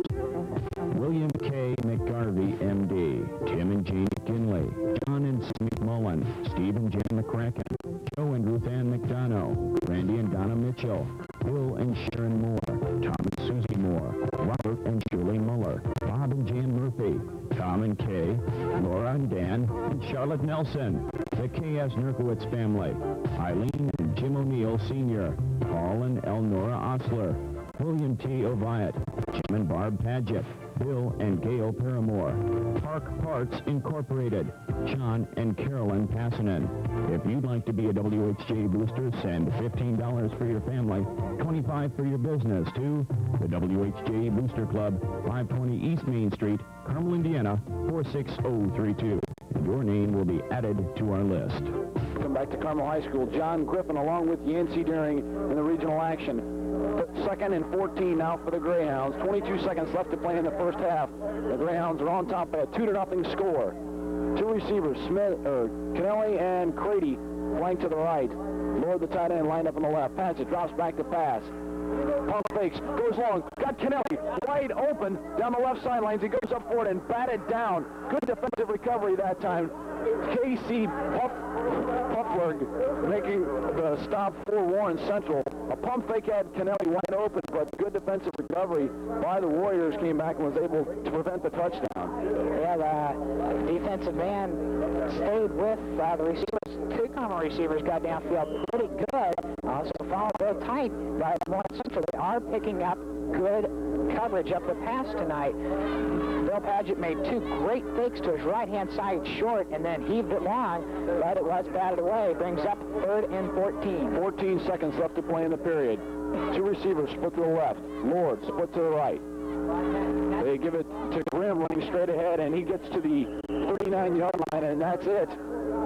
8 seconds left to play. Carmel will not get another play off before the half ends, and they're going to go into the locker room with Carmel on top by a 2-0 score on a safety. The Greyhound fans finally stand up and cheer. For the most part, this has been a dead crowd, although it's been a game that's not exactly the most exciting for a fan to watch at times. It has been a good, hard-fought football game in the first half. Carmel on top 2-0. We'll take it down to Greg Griffiths. Greg, maybe you can talk about the status of the dead Carmel fans. Well, John, they're dead, they're frozen, they're very cold. It's cold football. Some observations on the first half of play here from Carmel High School football field. And some members of the Carmel student body give the background field with some Christmas carols. The Greyhound defense, as I'm sure you noticed, have done a fantastic job. They put the only points on the board, giving the Greyhounds a 2-0 lead for safety. The offense has just not been doing the job, and Coach John Pesavino mentioned that to his offensive line when he brought him over the bench at one point in the first half. He started telling them, he said, you're just not getting off the ball. You're not getting in the person across from your face. You need to fire up. He told the offensive line that they were not playing their entire heart, and the way that the Warren Central Warriors are playing, that's what the Greyhounds are going to need to do in the second half. I'm going to go find some shelter on this cold night during halftime. Back up to you with a 2-0 lead. John? Something to look at real quick. Carmel had 122 yards, every single one of them on the ground. Warren Central, 31 yards. Time of possession, the Greyhounds kept the ball for 17 minutes and 35 seconds, while Warren Central only had it in their hands for 6 minutes, 25 seconds. Last week, the Greyhounds kept intact with a lot of time of possession. Right now, watch for the Hounds to do the same tonight. With keeping the ball so long, maybe they can just put together some scoring drives. They have been short on the scoring. So right now we're going to take it back to WHJ Boosterberg. You're listening to the voice of the Greyhounds.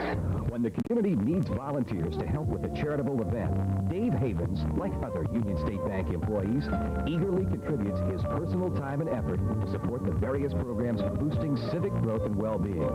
But when Dave's not involved in civic projects, he's involved furthering the community's financial growth, as well as being Union State Bank assistant cashier. Union State Bank now offering you more deposit convenience with 4 Hamilton County Green Machine locations. Not only is he president of Union State Bank, but George Burrell is present at a great number of community activities designed to enhance the future for the area and its citizens. Whether it's serving with the Chamber of Commerce, supporting the 4-H livestock sale, or lending a hand at a multiple sclerosis jello jump, George Burrell is serious about pursuing Union State Bank's ongoing philosophy of being involved with the financial as well as the personal well-being of the community and its residents.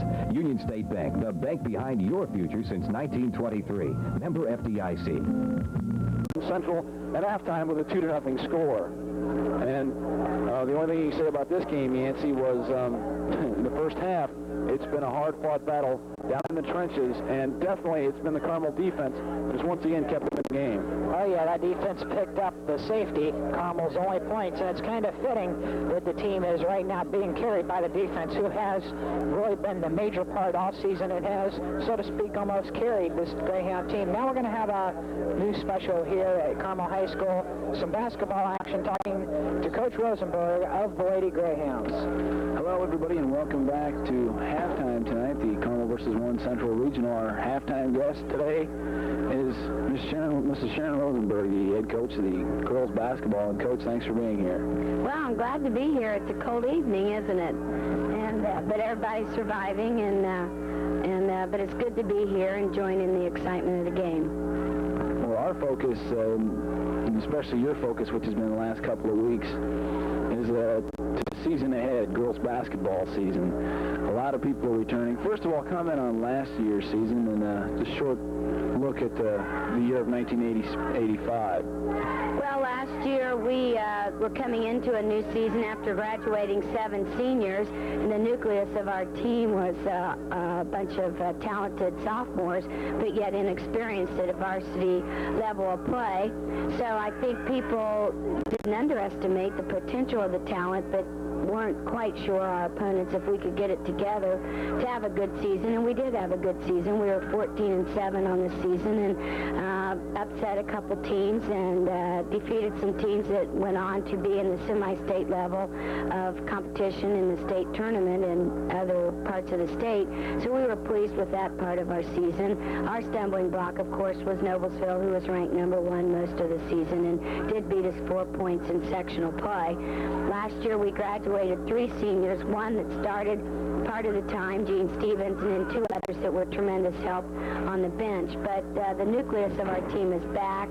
At one point, all 5 starters that we have in the starting spots currently are back, plus Wendy Castor is our 6th starter, we call her. So we're 6 starting deep, and then our bench at 7, 8, and 9 with Andy Prather and Julie Grissom is going to offer an awful lot of depth for us this year.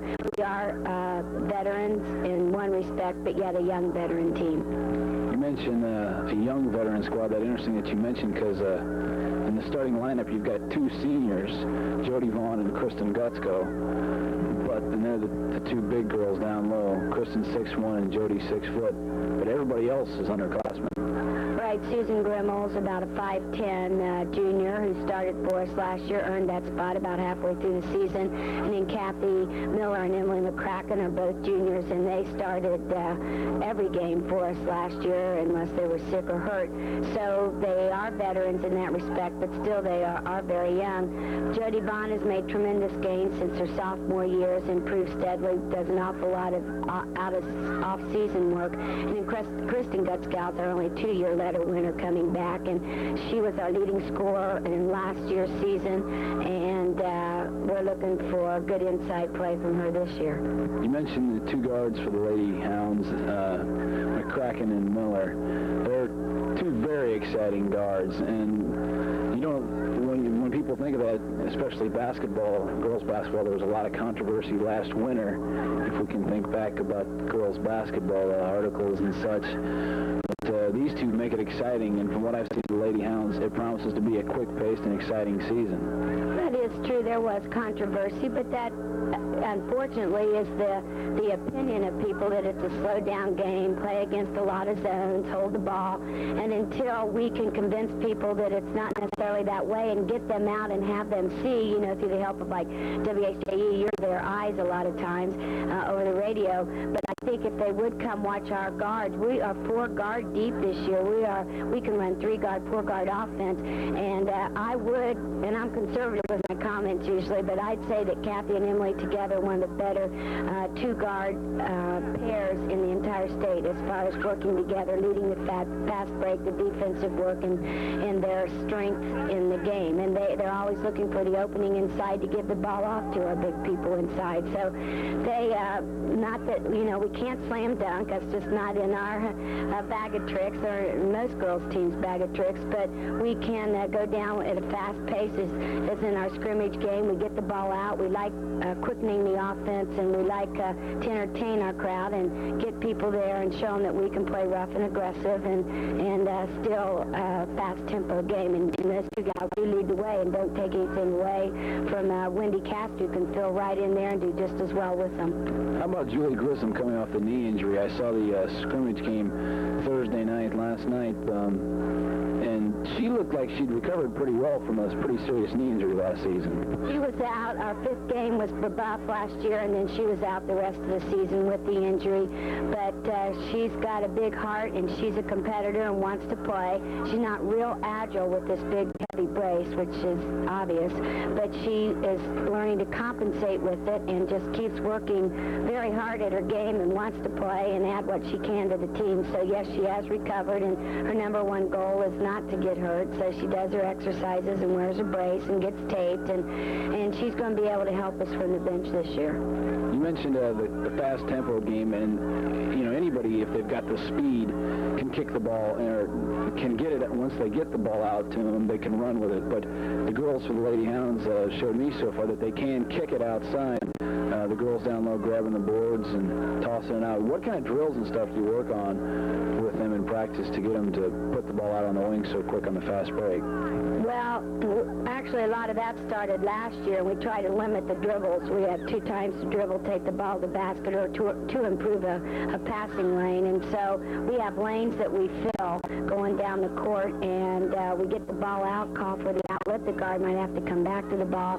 Then we've got people breaking down, and the forward closest to the ball just breaks out to the sideline, and hopefully the defense most time takes the middle. And so we run our sideline break, and then the other people just have rules that they have to follow and lanes they have to fill, and we like to try and come in behind the defense. So we're efficient within the rules that we have, and you don't necessarily always have to be a quick team. As long as you sprint out of there and get out and fill the lanes properly, you can be effective and efficient getting the ball down the court. In watching our scrimmage last night, there were times where some of our efficiency was taken away because of certain people not being in proper positions, and those are things we need to work on. But I appreciate that you did see that we can get it out. And, you know, we got strong gals. Kristen can throw the ball, and Jody can throw the ball, and Wendy can throw the ball. So we have a lot of big releases. This takes the press off, hopefully, from our opponents, and also forces that defense to run, and we hope to wear them down, too, and kind of like our football team, wearing them down in the second half. So that's one of our objectives this year. You mentioned wearing them down. What kind of conditioning do the girls do in the off-season and before the season starts to get in shape? Well, we started a conditioning program really when school started at 2 nights a week, and then we jumped to 3 nights a week, and 3 weeks prior to October 20th, we went 4 nights a week. And we can't do any drills with a ball, but a lot of running, a lot of sprint work, a lot of time running, a lot of distance running, and some weight training, and some jumping rope. You know, a lot of our girls, 17 out of the 21 that we have, are in fall sports. So, you know, we just had a few out, maybe 8 or 9 out for the conditioning, but yet, you know, the soccer players were being conditioned and the volleyball players being conditioned. But we also continue conditioning now in our drills with the ball, and that time is getting shorter and shorter now as we get into more full court scrimmage play. Coach, I want to wish you the best of luck this season. I'm sure it's going to be an exciting season, as we've talked a few times already, and the voice of the Greyhounds will be with you all the way, and best of luck. Well, thanks, and we need people at our games. We open November 20th, and we are preseason ranked 23rd, which is the first time that we've been ranked for Carmel High School. We had 6 teams on our schedule that are ranked higher than us, but we accept that as a challenge and respect the 23rd ranking, and we feel that with good execution and play that 23rd ranking is a fact. I mean, is an opinion by people, and we'll prove the facts on the court with our play. I got a hunch maybe the Lady Hounds will be up even higher than that by the time the season ends. Coach Sharon Rosenberg, the coach for the Lady Greyhounds basketball team, our halftime guest, and we'll be right back with some statistics on the first half right after the 60-second booster timeout. When Wayne Phelps isn't seated in his senior vice president's office at Union State Bank, involved with his responsibilities in banking and his customers' financial future, he's often occupying a seat on the Rotary Club's 10-man bicycle, performing for a wide variety of civic events. Like many other Union State Bank employees, Wayne spends many hours donating his personal efforts to help the community grow and its residents prosper, a philosophy followed by Union State Bank for more than 60 years. At Union State Bank's Keystone Square office, Edie Bowles and Cindy Harvey are but 2 of the bank's employees involved in the business of banking and the financial well-being of their customers.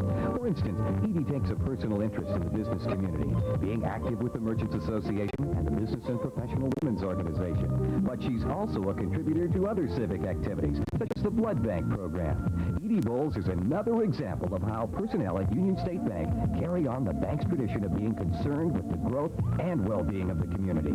A look at some stats. Carmel in the first half, Bill Paget ran for 17 yards on 3 carries. Also some big carries from Mike Sharp, John Dillon and Mike Grimm all over 30 yards. Sharp, the big man, with 41. Dillon had a 23-yard to complement his 34 yards, and Mike Grimm picked up 32 yards. His longest one of the night was they had 2 9-yarders.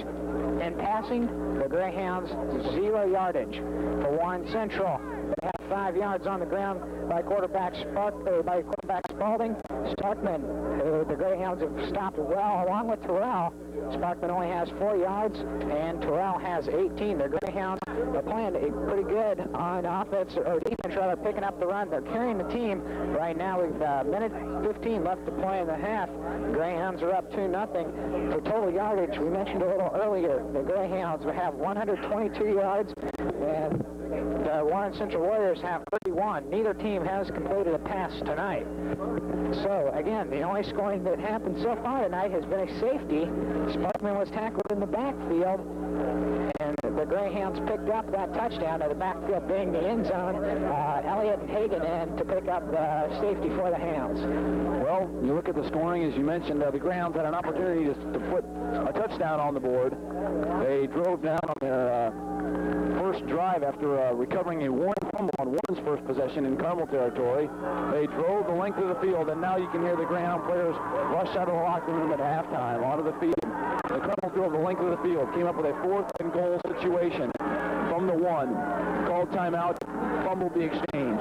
Next play, bingo. The defense again comes up with another big play with the safety. That's the only scoring so far. Another time, Warren Central trying to mount a drive late in the first half. Hagan comes up with the interception. Offense didn't go anywhere, but it's the defense, as it has been all year, that's keeping Carmel in the game. Naturally, the safety, they're the only ones that put any points on the board. But the Greyhounds traditionally are a strong second-half squad. And last week it was 0-0 at halftime against North Central, and they came back and won 19-0. So you can look forward to the Greyhounds. Hopefully you can look forward to them putting some points on the board this time and getting it going. But the key is, as it is every game for the Hounds, is down in the trenches. The offensive line of Elliott, Andrews, Knapp, Belden, and McDonough have got to open the holes, and more importantly, they've got to give Bill Paget time to pass. Bill, you speak of the Greyhounds needing the time to pass. Tell you what, Warren Central, when they have faded back, has had the time. The Hounds have not had 1 sack in their favor yet tonight. Actually, neither quarterback being dropped for a loss. Sparkman really only carried the ball once. Bill Paget had carried the ball 3 times. But neither back getting sacked. We see right now the 3 captains from left to right. They're Belton, Daly, and Hagan walking out, holding hands out to the referees to talk it over with the Warren Central captains. The refs get everything straightened up, get this second half underway, put some points on the board. One thing that's interesting is the 3 captains that were chosen to go out there were the defensive captains, and that's probably because they're the key to the team. It's always been the key to the team. They're the guys. The defense is the unit that makes this team and has made it all year. Defense is the name of the game, as any coach will tell you. Interestingly enough, in the past week, a feature article found by the Indianapolis Star-Pick, they're all suburban county teams, and some Greyhounds to make the squad: Matt Elliott, Bo Belden, Mark Hagan, Jeff Lord, and Chris DeRosos, the 5 who are supposedly supposed to be big-time college players. But interestingly enough, I think there's 2 other players for the Greyhounds who are definitely worthy of the honor, but didn't receive it probably because they didn't want too many Hounds on the squad. Mike Grimm, the fullback, and the strong safety, John Daly. A couple sports we're going to pass along real quick that could affect how this game outcomes. Durham Meridian and Terre Haute North. Perry 13-7 over Terre Haute in the second quarter. Cathedral 13-7 over Zionsville, and Chittard is over 17-0 over Washington.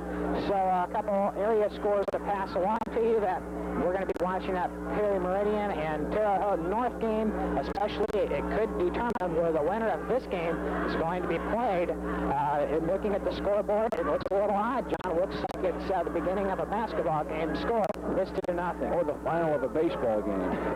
There's a lot of things. Anything but a football game. Anything, yes. 2-0 is the Especially score. at halftime. In case you've just joined us, 2-0 is the score. The Hounds now send back deep. John Dillon gets ready and set. He's the big man. He averages 20 yards on those kickoff returns. He needs a big one for the Hounds right now to set up the second half. Gilman to kick off for the Warriors as we're getting ready for the second half of play. He gets it high and short once again. Dillon will field it from his 20-yard line. He drops the ball, now recovers it, and is stopped right at the 20-yard line. A lucky break for the Greyhounds, but he didn't cough that one up. They'll probably mark it maybe at the 19. Carmel takes over 1st and 10. We'll take it down to Greg Griffiths quickly on the sideline. Greg, quickly, what's going on? Well, John, the Greyhound team has managed to get itself fired up in the locker room. Mr. Belton having some strong words for the Greyhound offense, mainly telling them they better get some points on the board. Let's see if they can do it in their first possession here in the second half. Back up to you, John. Greyhound offensive unit, 1st and 10 from their own 20-yard line. As we mentioned, the key, the offensive line from left to right. Rocky, the tight end, Elliott, Andrews, Knapp, Belden, McDonough, and Lord. High formation behind Paget. And Grimm gets the call through the right side. He's got the first down, tips forward to the 31-yard line, but the Greyhound offense is on the march. That's what the Greyhounds need. They need a lot of not the little plays. They can put together a couple plus 10-yard runs. That's going to spark the offense.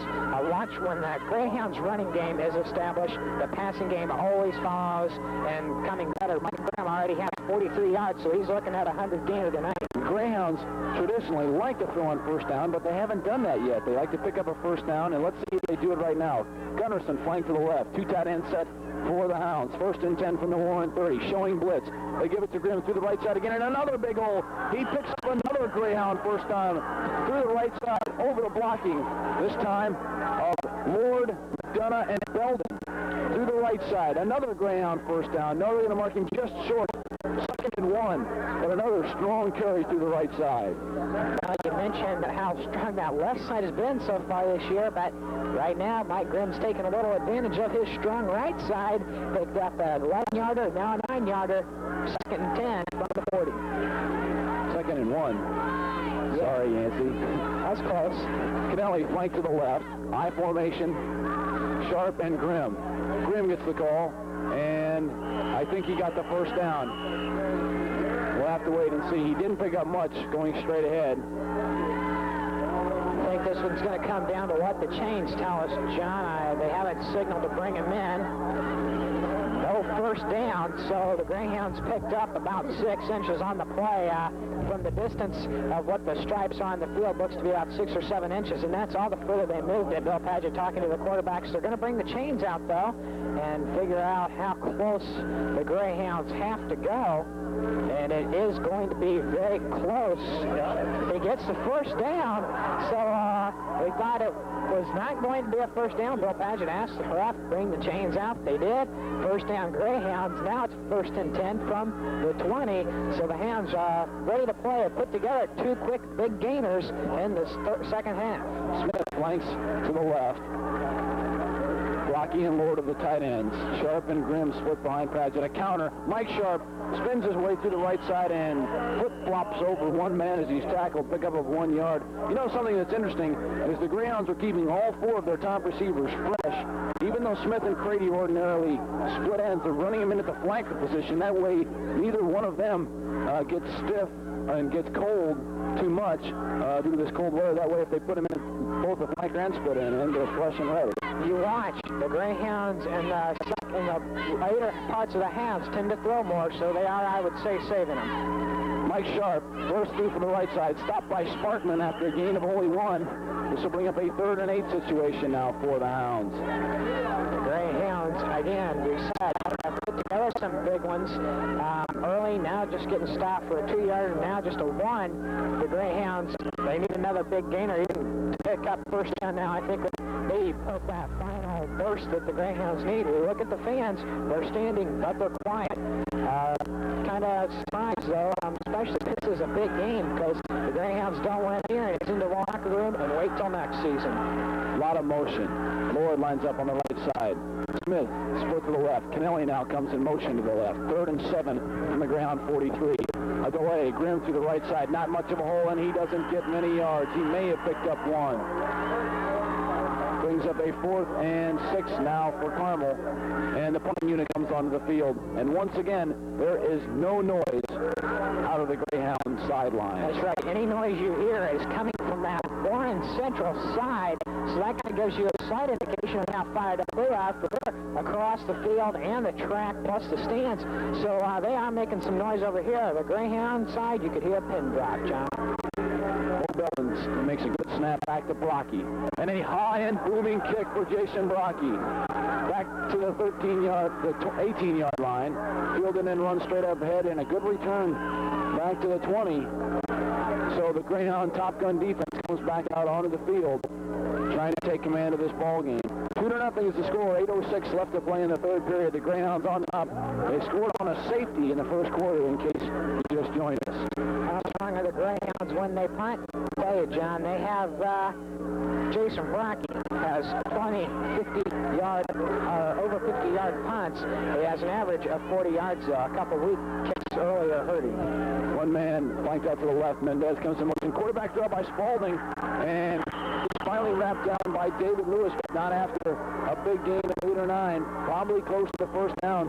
That's an interesting call we've seen a lot by the teams Carmel's played in sectional action thus far, is the quarterback draw. And right up the middle, the quarterbacks have been taking it so far in postseason play. Tell you, Hagan got a good hit on Spalding. I think it might have shook Spalding up. Hopefully the Greyhounds have kept together. They can maybe even put a little more pain into their game. That's going to help stop even better. Yeaman split to the left. Hoffman to the right. They give it to Sparkman, the second back, and he doesn't pick up much. It'll probably bring up a 3rd, and once again, a very short situation, less than a yard. The ball resting right now on the Warren 39-yard line. Well, the Greyhounds have stopped that Warren Central running crew of Sparkman and Terrell. Forget this one, John, only 22 yards. It's hard to say a week goes by without one of those men getting over 100. So the Greyhound defense is picking up the run well. Mendez to the right, Yeaman to the left. Terrell and Sparkman split in the quarterback draw, and Spalding gets the 1st down. Daly catches him from behind at midfield and stops him. That's been very effective. The Greyhound 5-2 defensive line. All they have to do is, when the Greyhounds come in hard, block one man, and away he goes. And that leaves a big hole for Spalding. 1st down at midfield for the Warriors. Well, Coach Jerry Spalding has been doing Jerry Stauffer has been doing his homework against the Greyhound team. Watch him to tighten up, though, in the middle.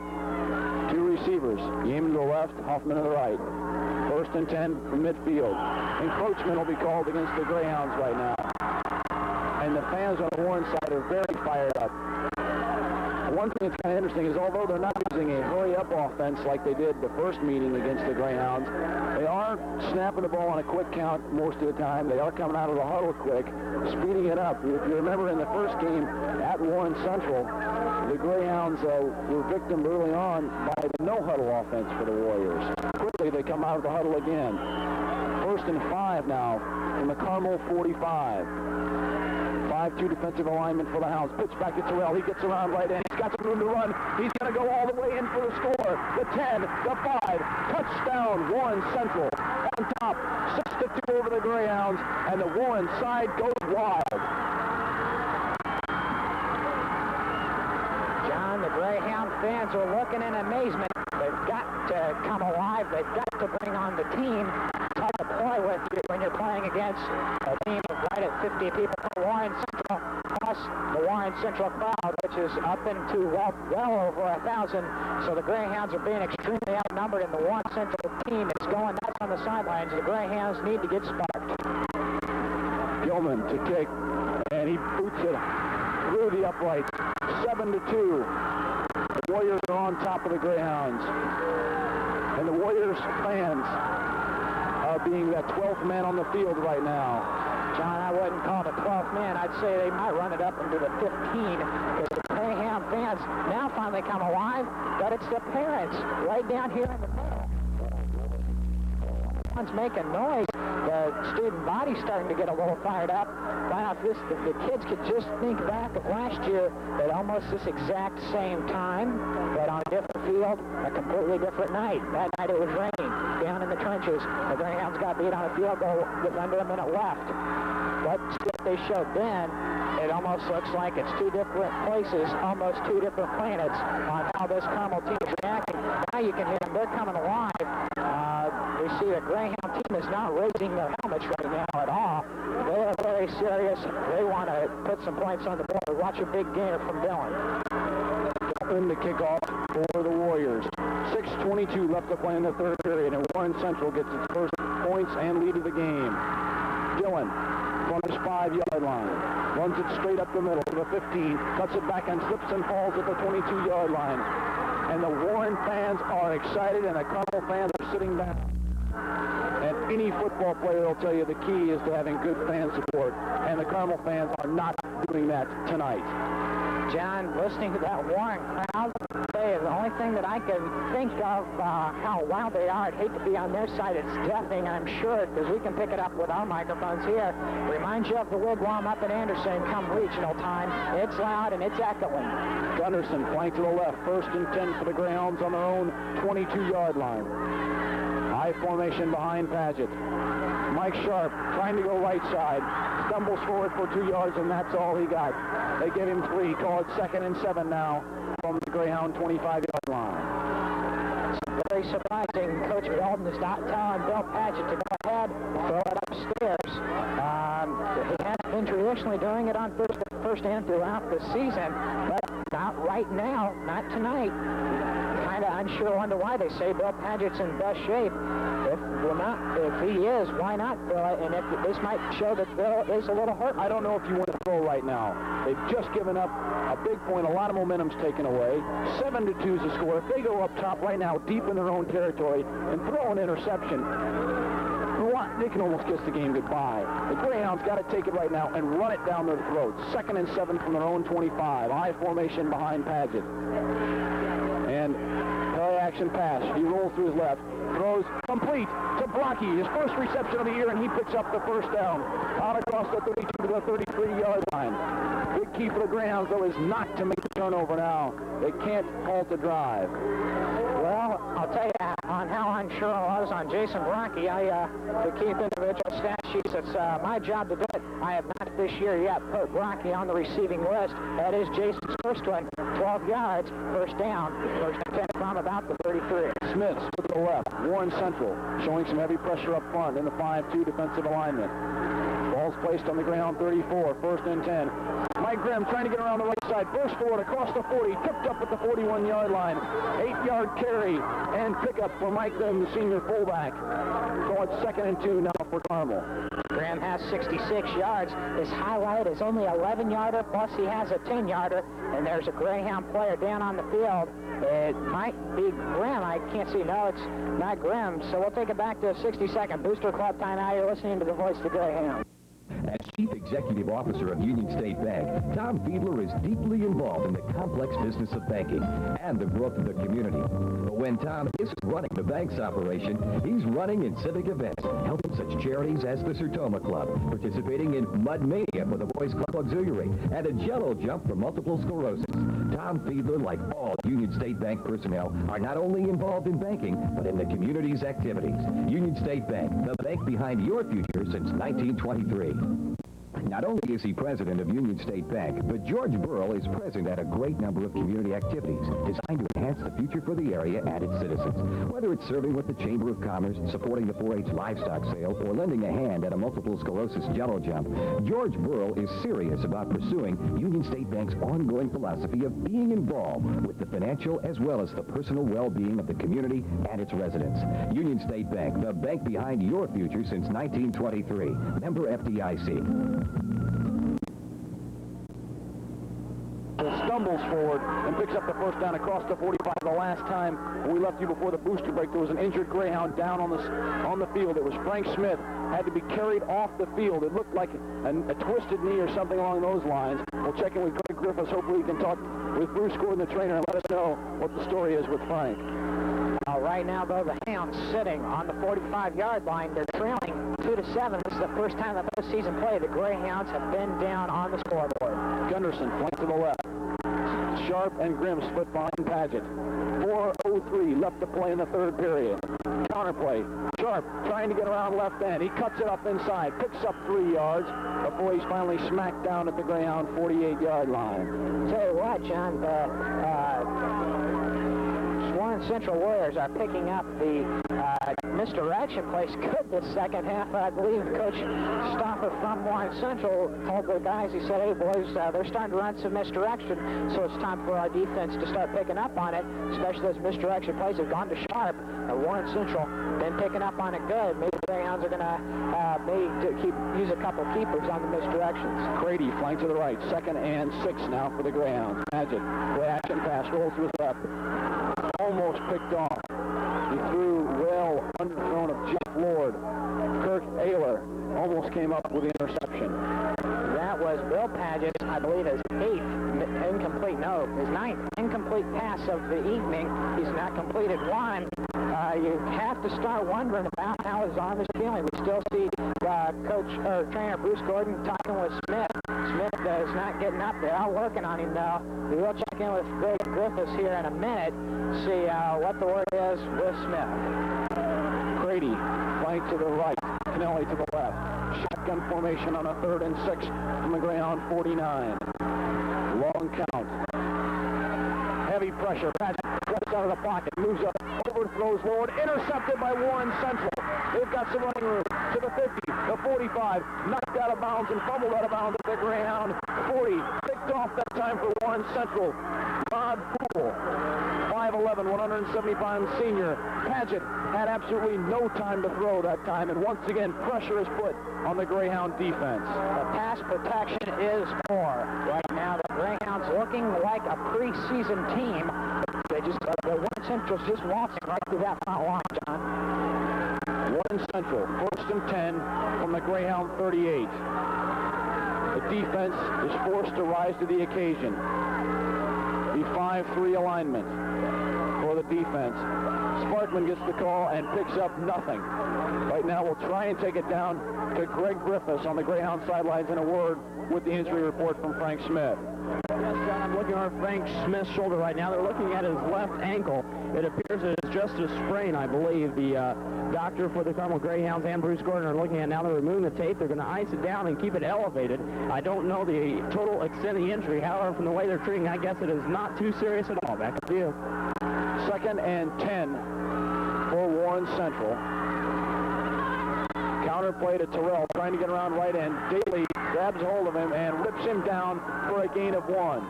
Terrell's got excellent speed, as he showed on that one long touchdown run. The Greyhounds have got to work on containing him. 3rd and 9 now. You mentioned Terrell. He went from 18 yards to 63 yards in less than about 5 seconds here in that 45-yarder, maybe at his top speed, because Daly, who's not slow in his own right, was right on his trails. All of a sudden, Terrell puts in the turbo and picked up some major yardage and the touchdown. 3 receivers, Huffman, Yeaman, and Terrell split out to the left. Sparkman alone set back on the 3rd and 9 situation. Throwing down over the middle, complete to the tight end. John McElhaney for Warren Central picks up the first down at the Carmel 28-yard line. And once again, the Warren crowd explodes. Well, John, you hate to say it, but the Greyhounds are in trouble, big trouble. That's the first pass either ball club has completed tonight. Going for right at 10 yards. That is Warren Central, the Greyhounds have had the one complete pass, but Warren Central, that's their first out of 5 times. So Warren Central starting to put it together. 1st and 10 from the Greyhound 28. Sparkman gets the call. Lasky and Hagan on the stop. Loss of 3 yards. Back to the 30-yard line. Sparkman hasn't picked up much tonight, but Terrell's picked up the slack for Warren Central. That's the first time Warren Central's been dropped for a loss outside of the safety. The Greyhounds have not quite been getting through the line. Warren Central has a great line. That's the reason. But we mentioned last week, DeRosos dropped the North Central quarterback for negative 42 yards. Warren Central quarterback has 26 yards, and it's in positive, and they've been crucial for Warren Central. 55 seconds left to play in the third period. 2nd and 13 for Warren Central. Dropping back to pass, throwing it out in the flat. Flat incomplete. There's heavy pressure from Rasky on the right side. Brings up a 3rd and 13 situation now for Warren. 7-2 is the Warren lead over Carmel. As the time ticks, there's 48 seconds left in the third quarter. 7-2 is your score. Well, you don't want to call it a plus right now, but one thing the Greyhounds could have for them, if they can stop Warren Central, then go back, they have that extra 2 points that they can score, it's going to be a very lopsided game. We'll take it back now to the station for a 60-second booster timeout. You're listening to the voice of the Greyhounds. When Ken Allen arrives at his office at Union State Bank's Carmel headquarters, he is greeted with a waiting list of responsibilities requiring his attention as the bank's executive vice president. But when Ken's not involved in the ever-changing banking business, he's making change, serving soft drinks and hot dogs as a volunteer, as are other Union State Bank employees for a variety of charitable activities for the community and its residents. A Union State Bank tradition for more than 60 years. As Chief Executive Officer of Union State Bank, Tom Fiedler is deeply involved in the complex business of banking and the growth of the community. But when Tom isn't running the bank's operation, he's running in civic events, helping such charities as the Sertoma Club, participating in Mud Mania for the Boys Club Auxiliary, and a Jello Jump for multiple sclerosis. Tom Fiedler, like all Union State Bank personnel, are not only involved in banking, but in the community's activities. Union State Bank, the bank behind your future since 1923. Warren on top, 7-2. John Griffin and Yancey Deering. 3rd and 13 for Warren from the Carmel 30-yard line. Spalding drops back to pass. Heavy pressure, throws over the middle. Almost picked off by Bo Belden. He was hit by a Warren player. Tell you what, Chris DeRosos decided that it was his turn to get through the line no matter what kind of thing Warren Central was going to throw at him. That reason for that near interception was because of Chris DeRosos getting on him, along with Mark Hagan got in strong, and DeRosos caused a good hit. And they're going to bring on the kicking crew. He's going for a 36-yarder, not a short kick for a high school player. It's going to be a 47-yarder. The ball placed down at the 37. Gilman, high kick. It's going to be well short and to the left. Greyhound defense holds again. They're doing a tremendous job. Greyhounds trailing right now 7-2. 40 seconds left to play in the third period, and you can't give enough credit to the Greyhound defense. The offense now trots out onto the field trying to get some points.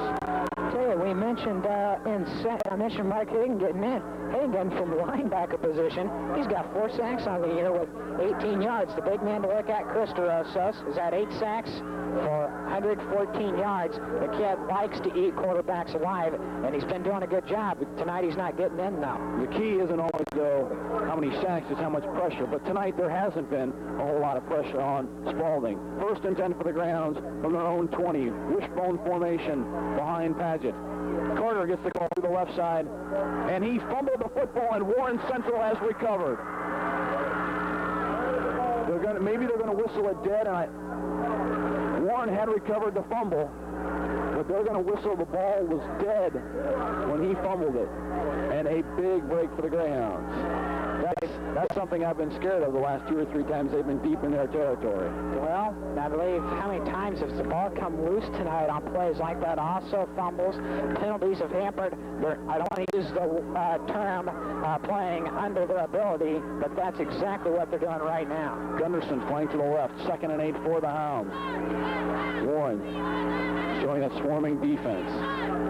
Trim through the left side, bursts forward, spins down, close to a first down, will end up a yard or 2 short. The ball will be placed at the Greyhound 28-yard line to bring up a 3rd and 2 situation now for the Hounds. The third period has just ended with Carmel trailing Warren Central 7-2. Down on the sidelines is Greg Griffiths for WHAE. Greg standing on the 25. What's the news you can give us, Greg? John, it may be a little late in the coming, but the Carmel Greyhounds fans are starting to come alive. You know, Carmel, there's a great deal of success in all sorts of sports and all sorts of academic fields, music, you name it. And sometimes I imagine Carmel fans take it for granted. Well, they see the jeopardy that it's in now with only 12 minutes to get more than 5 points on the scoreboard if they want to win this one. The Greyhound fans are now coming alive. Virtually the entire Greyhound stands are on their feet now to support their Greyhounds going into the fourth quarter.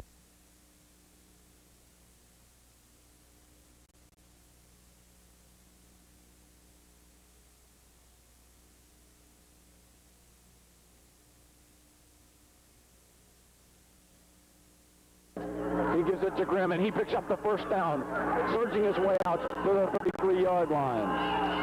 Well, Mr. Grimm on the night has 79 yards. He's looking, again, as we mentioned, right at that 100-yard marker for the evening.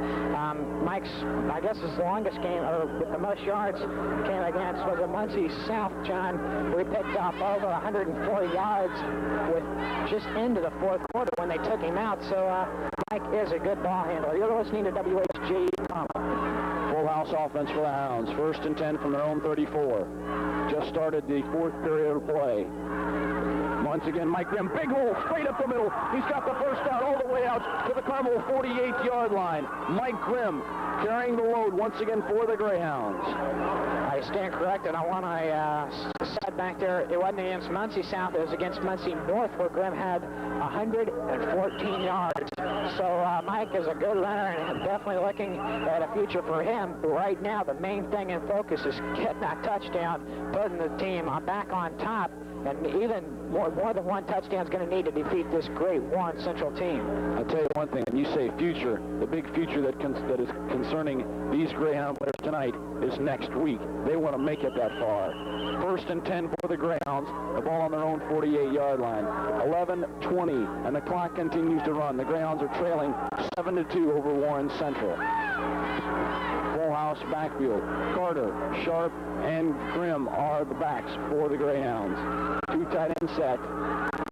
Long count and a counter to Mike Sharp. Straight up the middle. He bursts forward 6, 7, 8 yards before he's finally tripped down. The Greyhound offensive line is getting a good surge going right now. Chuck Andrews is fired up on the field, and so are the rest of the Hounds. As I think back earlier in the season when the Greyhounds defined spirit, they defined it as the first game we matched up against Warren Central. That was at Warren Central's field. The blue-bonnet men, so to speak, came out. They were doing the twist and shout. Now they're starting to fire it up as both sides of the Greyhound sidelines are up and standing and loud. 2nd and 2 from the Warren 44. Paget, play action pass. Looks long for Lord. He's got him open. In and out of his hands. Oh, almost came down with that catch. On the defense was Casey Fugler for Warren Central. Paget underthrew Lord that time. He had a step on the defensive back for Warren Central. In and out of Fugler's hands, then in and out of Lord's hands. 3rd and 2 situation now for the Hounds. How many times this season, especially the last 3 or 4 games, have we said it goes in and out of the hands of Lord? Jeff Lord is open a lot, and he's the Greyhound's leading receiver. The last couple games just hadn't been able to come down with the ball. Full house, 3rd and 2 for the Greyhounds from the Warren 44.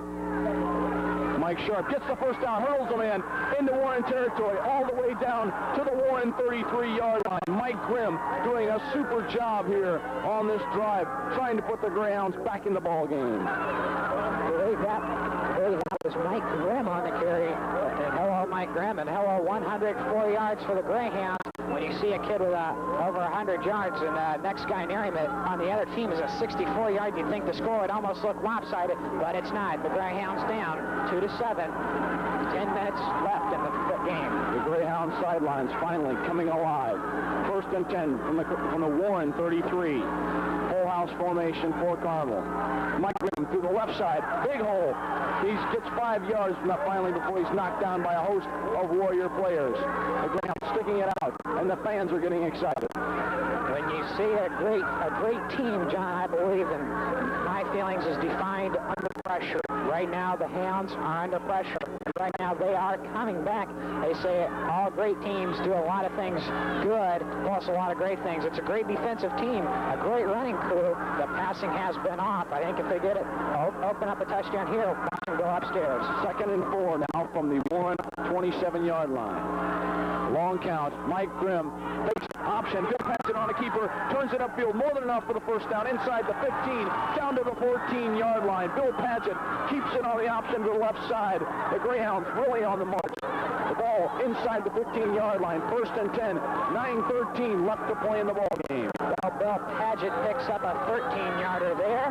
He has 30 yards on the night. Has not been sacked. Neither quarterback been sacked. There's been a couple kneelings. You can hear the parents, the students, all the other Carmel fans. They're fired up. They're chanting go. They want to win tonight. So does the team. Full house formation for the Greyhounds. Grimm through the right side. Pick up of 4 yards. They give him 6 now, 2nd and 4. The offensive line surge on this drive for the Greyhounds has been excellent. The offensive line is really doing a job on this drive. John, you said it first. You said, I mentioned the pass. Why hasn't it been there? You said, now they're down. They're going to keep it on the ground. They're going to run it right down the road, and that's exactly what they're doing. I'd say it's going to be hard to keep the Hounds out of the end zone unless a turnover or a major penalty would occur. 2nd and 5 from the Warren 8. Once again, the full house backfield for the Greyhounds. Heavy showing blitz for Warren. Counterplay. Mike Sharp. Todd Carter falls short of the goal line on a counterplay. Todd Carter bursts all the way down to the Warren 1-yard line. The senior tailback, Todd Carter. Mosley called on to do the blocking. Picks up 7 yards. Brings up 1st and goal from the 1-yard line. I wouldn't call that the 1-yard line, John. I'd call that the 1-inch line. It's very close. As we mentioned, Carter, the last couple games has shown that he is a good runner as well as a good blocker. The fans are excited. 1st and goal for the 1. Full house backfield. Long count. Padgett to the Grimm. We haven't seen a signal. And he did not get in. It'll bring up 2nd and goal from the 1. The Greyhounds cannot walk out of here without a touchdown. The last time they were this close, a fumble on a 4th and goal from the 1-yard line cost them some points. They can't get away. Our own Greg Griffiths is down on the sidelines trying to get fans inspired. We said Greg Griffiths doubling as a roving reporter along with student body president and cheerleader. Everybody on this Greyhound side is standing up, and the Warren Central side's up too. Grimm, left side, touchdown Greyhound. 8-7 is now the Greyhound lead.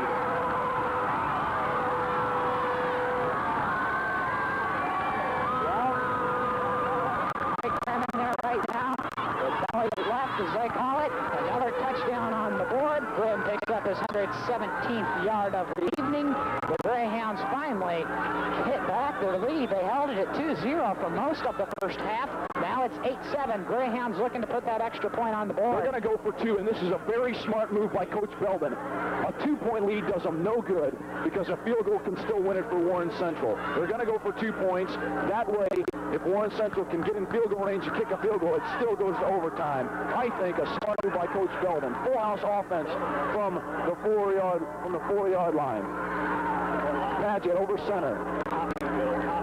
Option to the left side. Padgett turns it and keeps it himself. Tries to keep it back. Throws it into the end zone, but they're going to call it a forward pass.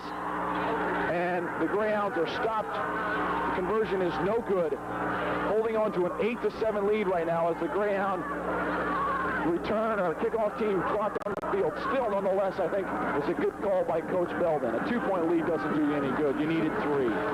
John, if I am right, I believe that's the first time the Greyhounds have not gone for 2. Or the first time the Greyhounds have not gone for just the 1 extra point. I believe the one time they did have a field goal attempt foiled on a bad snap last week. It was an accident. It was a broken play.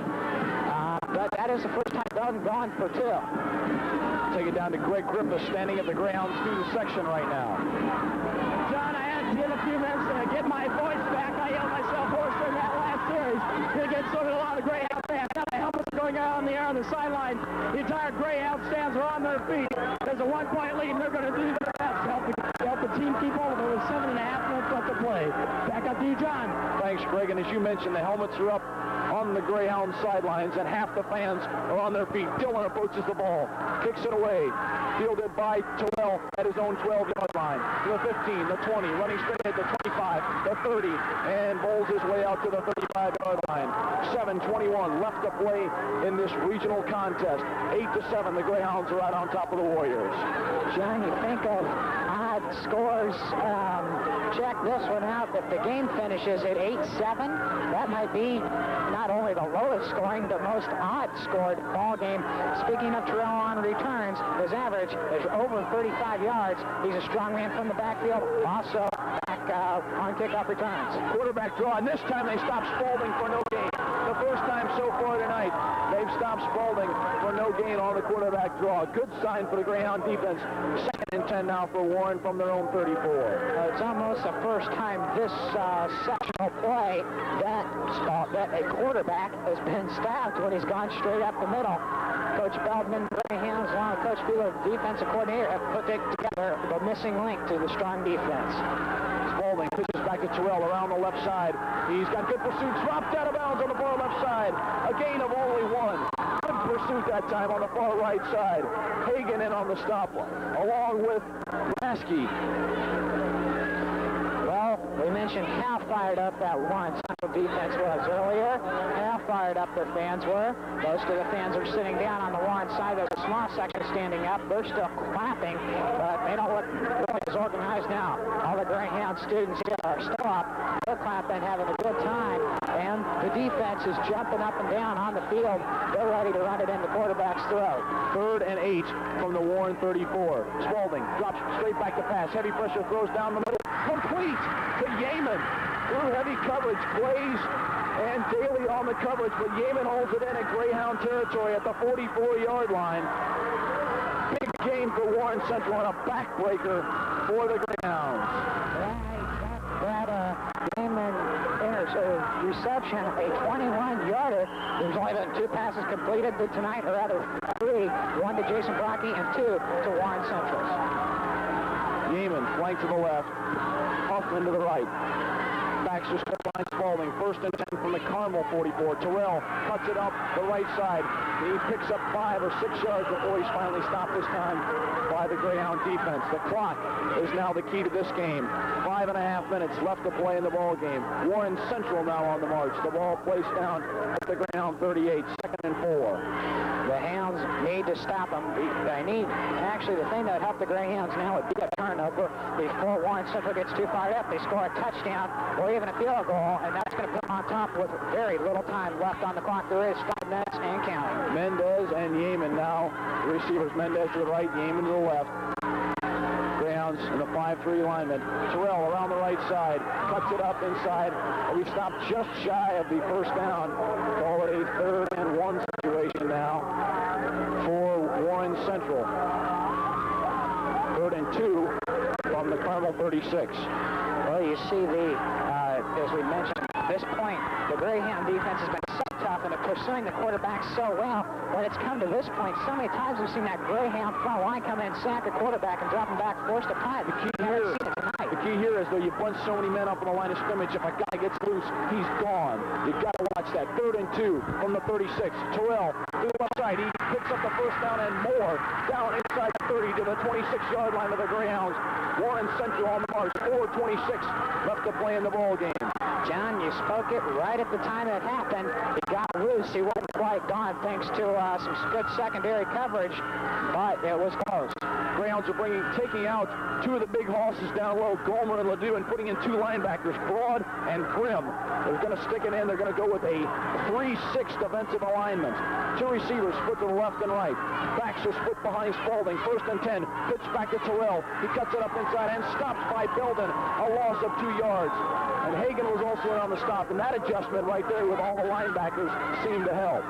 Well, that's the first time the Greyhounds have stopped Warren Central for negative yardage tonight. Well, excuse me. The second time Sparkman got dumped earlier for for a loss of 3, but that's the first time we've lost Terrell. He goes from 75 to 73 yards on the night. The Greyhounds, you mentioned, put in Mike Grimm, who got in on that tackle. They take him out and put Elliott back in. They line up with Daly, Hagan, and Belden as the linebackers. 2nd and 12 now for Warren from the Carmel 28. Pitch back to Terrell, trying to get around the left side. Drop for another loss. Rasky tipped him down. Another loss. Bring up a 3rd and 16 situation. Defense rising to the occasion. It's got to hold them. The Hounds now, game time. We got 3:18 left to play. The Greyhounds 8-7 over Warren Central. Well, it's going to come down to the finals right here. I think that we finally woke up a dormant, so to speak, volcano, and John Rasky coming alive on that one and took Terrell down. Grimm playing nose tackle now for the Greyhounds on a 3rd and 16 situation. 2:56 left to play. Spaulding drops back to pass. Heavy pressure in and out of Grimm's hands. Now sacked behind the line of scrimmage. Rasky sacks Spaulding at the Greyhound 39. Brings up a 4th and 22 situation now for the Warriors. As I said, they woke up a dormant volcano, and John Rasky, it took a lot to get him going. He got in on the sack. We also saw Mike Grimm on defense. Question mark in my mind, but he's done the job. He's been on every tackle when he's been in. At the beginning of the season, he played a lot at the roverback spot. They didn't want to take the chance of hurting him. They moved him out, and he was playing nose tackle on that spot. Bowman into punt. The fake. It's to the up back Sparkman. He's going to be tackled short of the first down, well short of the first down. He picked up over 10 yards to the Greyhound 28-yard line, but that gets him well short. 2:09 left to play in the ball game. Carmel on top, 8-7. The key now is not to turn the ball over. The Greyhounds have been so good on holding the clock. Their first scoring drive took 6 minutes and a half. The second one took 7.5 minutes. They keep the ball so well on keeping it without, causing the turnovers, except they have been very close tonight. Have caused one crucial turnover, also a couple close ones. Watch them to keep it on the ground right now. Full house formation for the Greyhounds. 1st and 10 from their own 29. 1:52 left and counting to play in the ball game. 8-7. Carmel's on top. Mike Grimm through the left side. He bursts forward. You know his main objective is to get 1 first down and hold on to the football. We'll take it down to Greg Griffiths right now on the Greyhound sidelines. Greg, everybody's fired up. They sure have fired up. I run back and forth along these stands, and these fans are as live as they ever have in this season. Everybody's on their feet except for a few exceptions, and they might as well go home. If they're not on their feet now, they don't like football. Back up to you. 2nd and 6 now for the Greyhounds from their own 32-yard line. 1:17 left to play in the ball game, and the clock continues to run. 8-7. Carmel on top. Paget, Mike Grimm, left side. Stumbles forward. May have picked up a yard. They give him 2. Call it 3rd and 4. Timeout for Warren right now. 1:04 left to play in the ball game. 123 yards for Mike Grimm. That's, I believe, probably a career high for Mike, even going back to grade school on that one. No, I have Grimm, as 154 yards on the night. I see where I messed up my mistake, but wow, that's a lot of yardage for one man. We got 1:04 left to play in the 4th quarter. In the game, actually, 8-7, Greyhounds on top. This could be the most odd-scoring ball game by the Greyhounds, maybe in history, definitely in this series. You don't see many one-point Who cares about odd? I want the victory right now, and I know the Greyhounds want the victory. 1:04 left to play in the ball game. 8-7. The Greyhounds are on top. It's a 3rd and 4 situation for Carmel from their own 34-yard line. Coach Belden is out talking to the Hounds offensive unit right now on the field. Stauffer is talking to the defensive unit for Warren Central. Both coaches are now being instructed to leave the field. And the offensive unit for the Hounds approaches the line of scrimmage. Knapp brings the Greyhound offensive line to the line of scrimmage. 3rd and 5 for their own 35. Full house formation for the Greyhounds. Fans are on their feet. They need this first down to run out the clock. Heavy pressure by Warren Central. A blitz. Mike Grimm through the left side, bowling his way forward. He's got the first down. Mike Grimm got the first down with heavy pressure on a 3rd and 5 situation. The clock now continues to run. 58 seconds left to play in the ball game. Carmel's on top. Wow, the fans are alive. Everybody here is alive. I don't think anybody on this Carmel side is sitting unless they have to. Mike Graham played exceptional so far, 159 yards on the evening. 45 seconds and counting. The ball on the Greyhound 39. Paget over center, full house formation. He gives it to Grimm through the right side. Picks up 4 yards. It'll bring up a 2nd and 4 situation. 30 seconds left to play. Warren calls another timeout. 8-7, Carmel's lead. Well, I thought that maybe we might have a record on rushing for Mike Grimm this evening, but not really close. You hate to say it, the man has 163 yards. You think that has to be close to a club record. Del Molden, last year against Lawrence North, 239 yards. That kind of shows the running abilities that the Carmel team always has, which definitely complemented by the size and strength of that front line, especially the defense tonight. Speaking of the big men on defense have been the key. And, well, you want to call this a victory, but 30 seconds left sitting on a 1-point lead with the ball. You can almost say, you know, it's going to take 1, maybe 2 plays to finish this one off. But the way tonight's gone, John, it's hard telling what could happen. Well, as you mentioned about Del Molden, that's interesting you bring that up.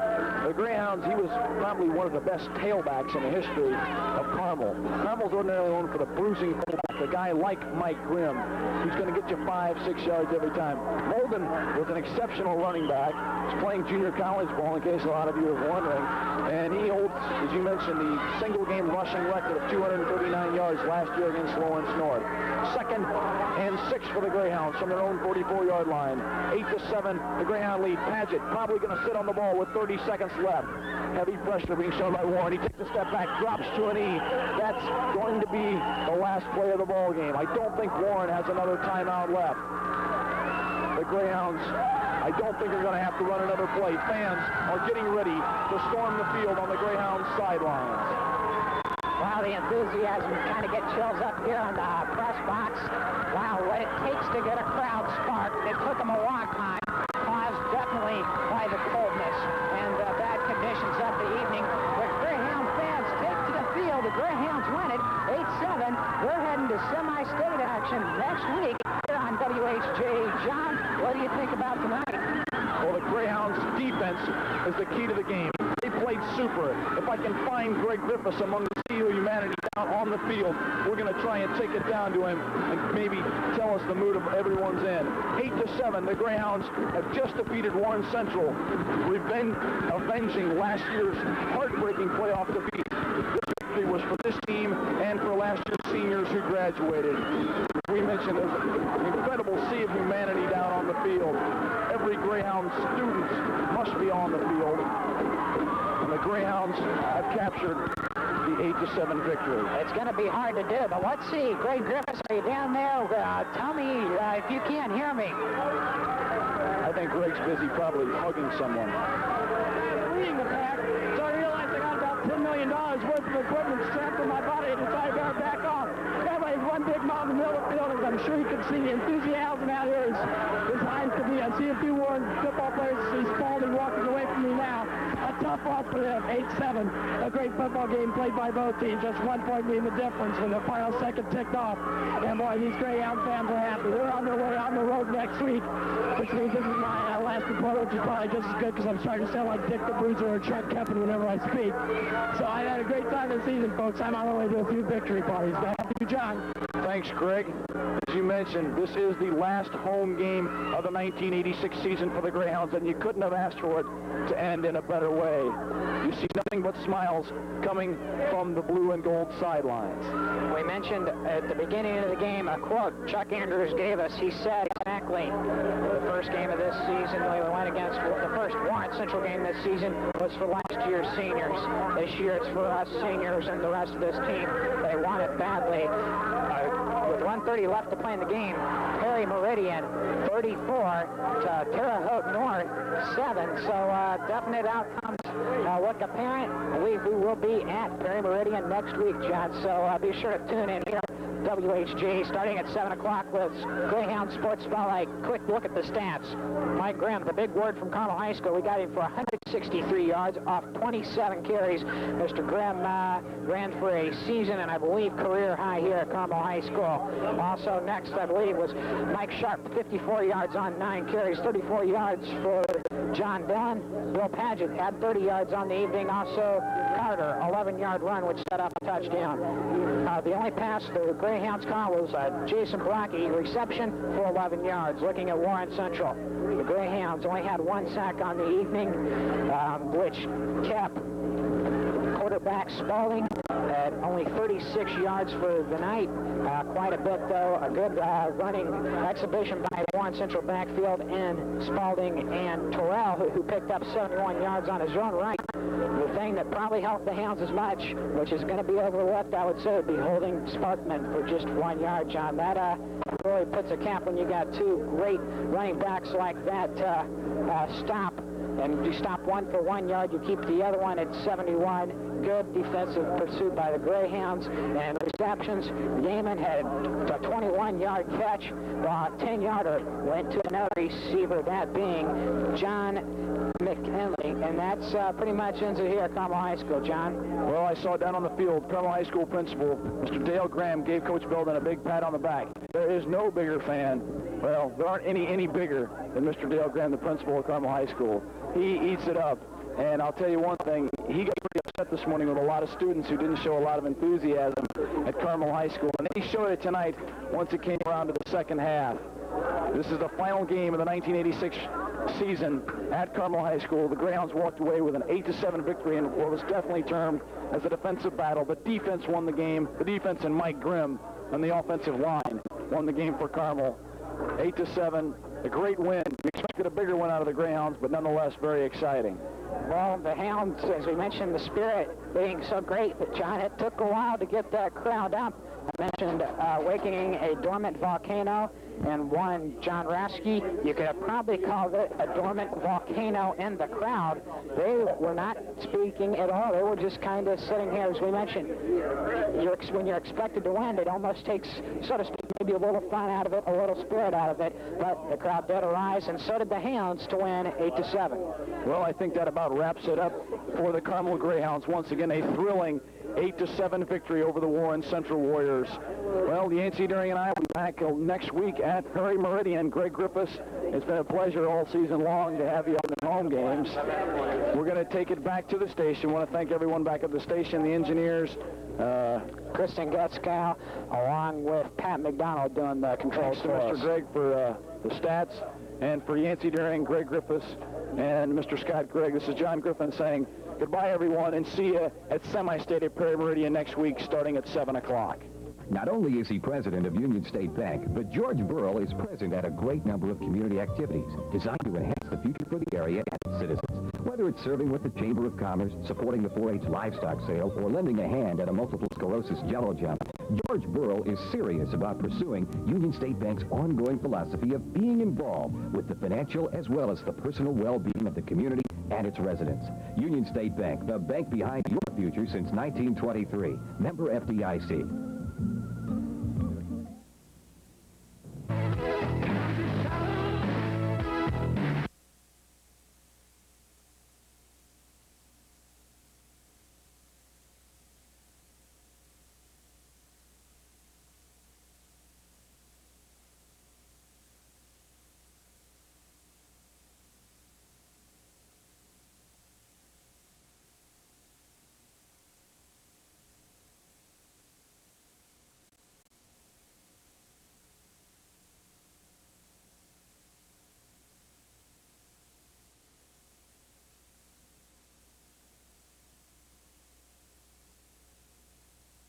Is included. That concludes the fraction of the action. I'm Mandy Headstore.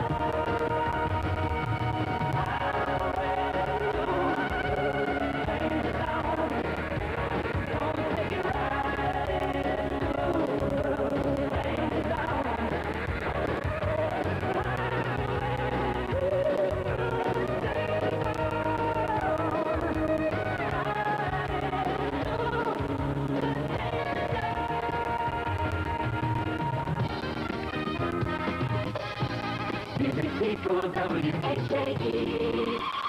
Starting off with the WHJE hit sweep, 30 minutes of continuous non-stop music. Coming up hour, we got Huey Lewis, Aha, Orange Juice Jones, OMD, Billy Ocean, Billy Idol. And kicking it off, we got Billy Idol, that's right, on the edge, WHJE. The voice of the Greyhound.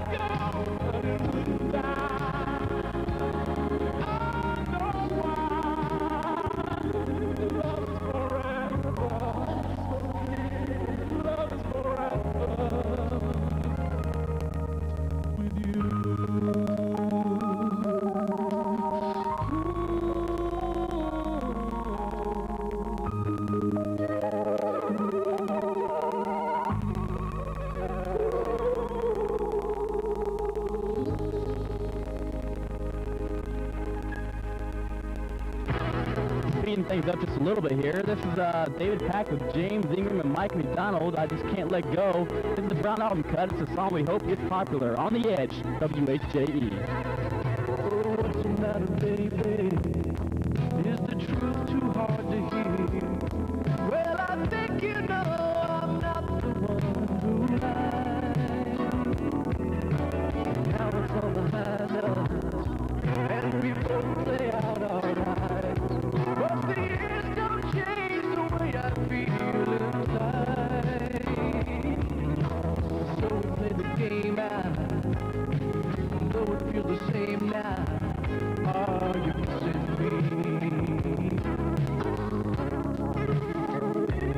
Well, now, baby, just be aware of how much I still care. Oh, I need your love. I gave to you my heart and soul. Now I just need to let you know you're part of me that I just can't let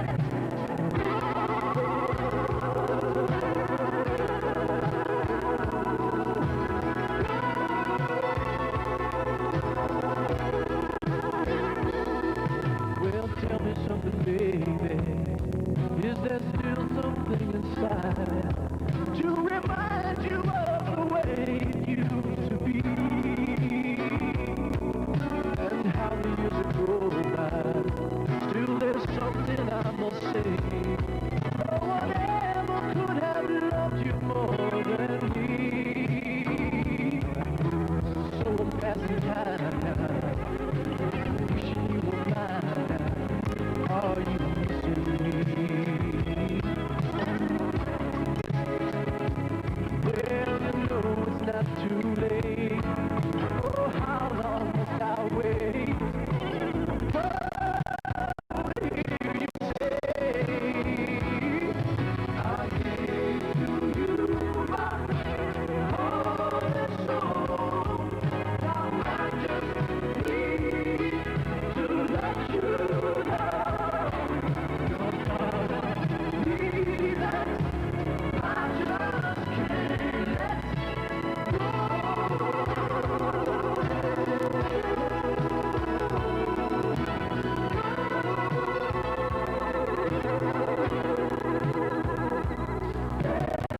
And I need your love, and I need your love. Everywhere I go, there's a memory. If you can't decide on me, well, you gotta make up your mind. Someday I'm gonna find you just like me.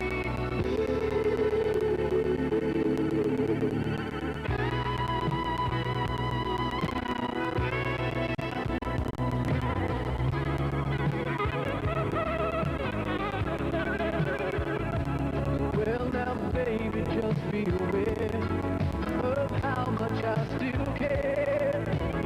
Oh, I need your love. I gave to you my heart and soul. Now I just need to let you know.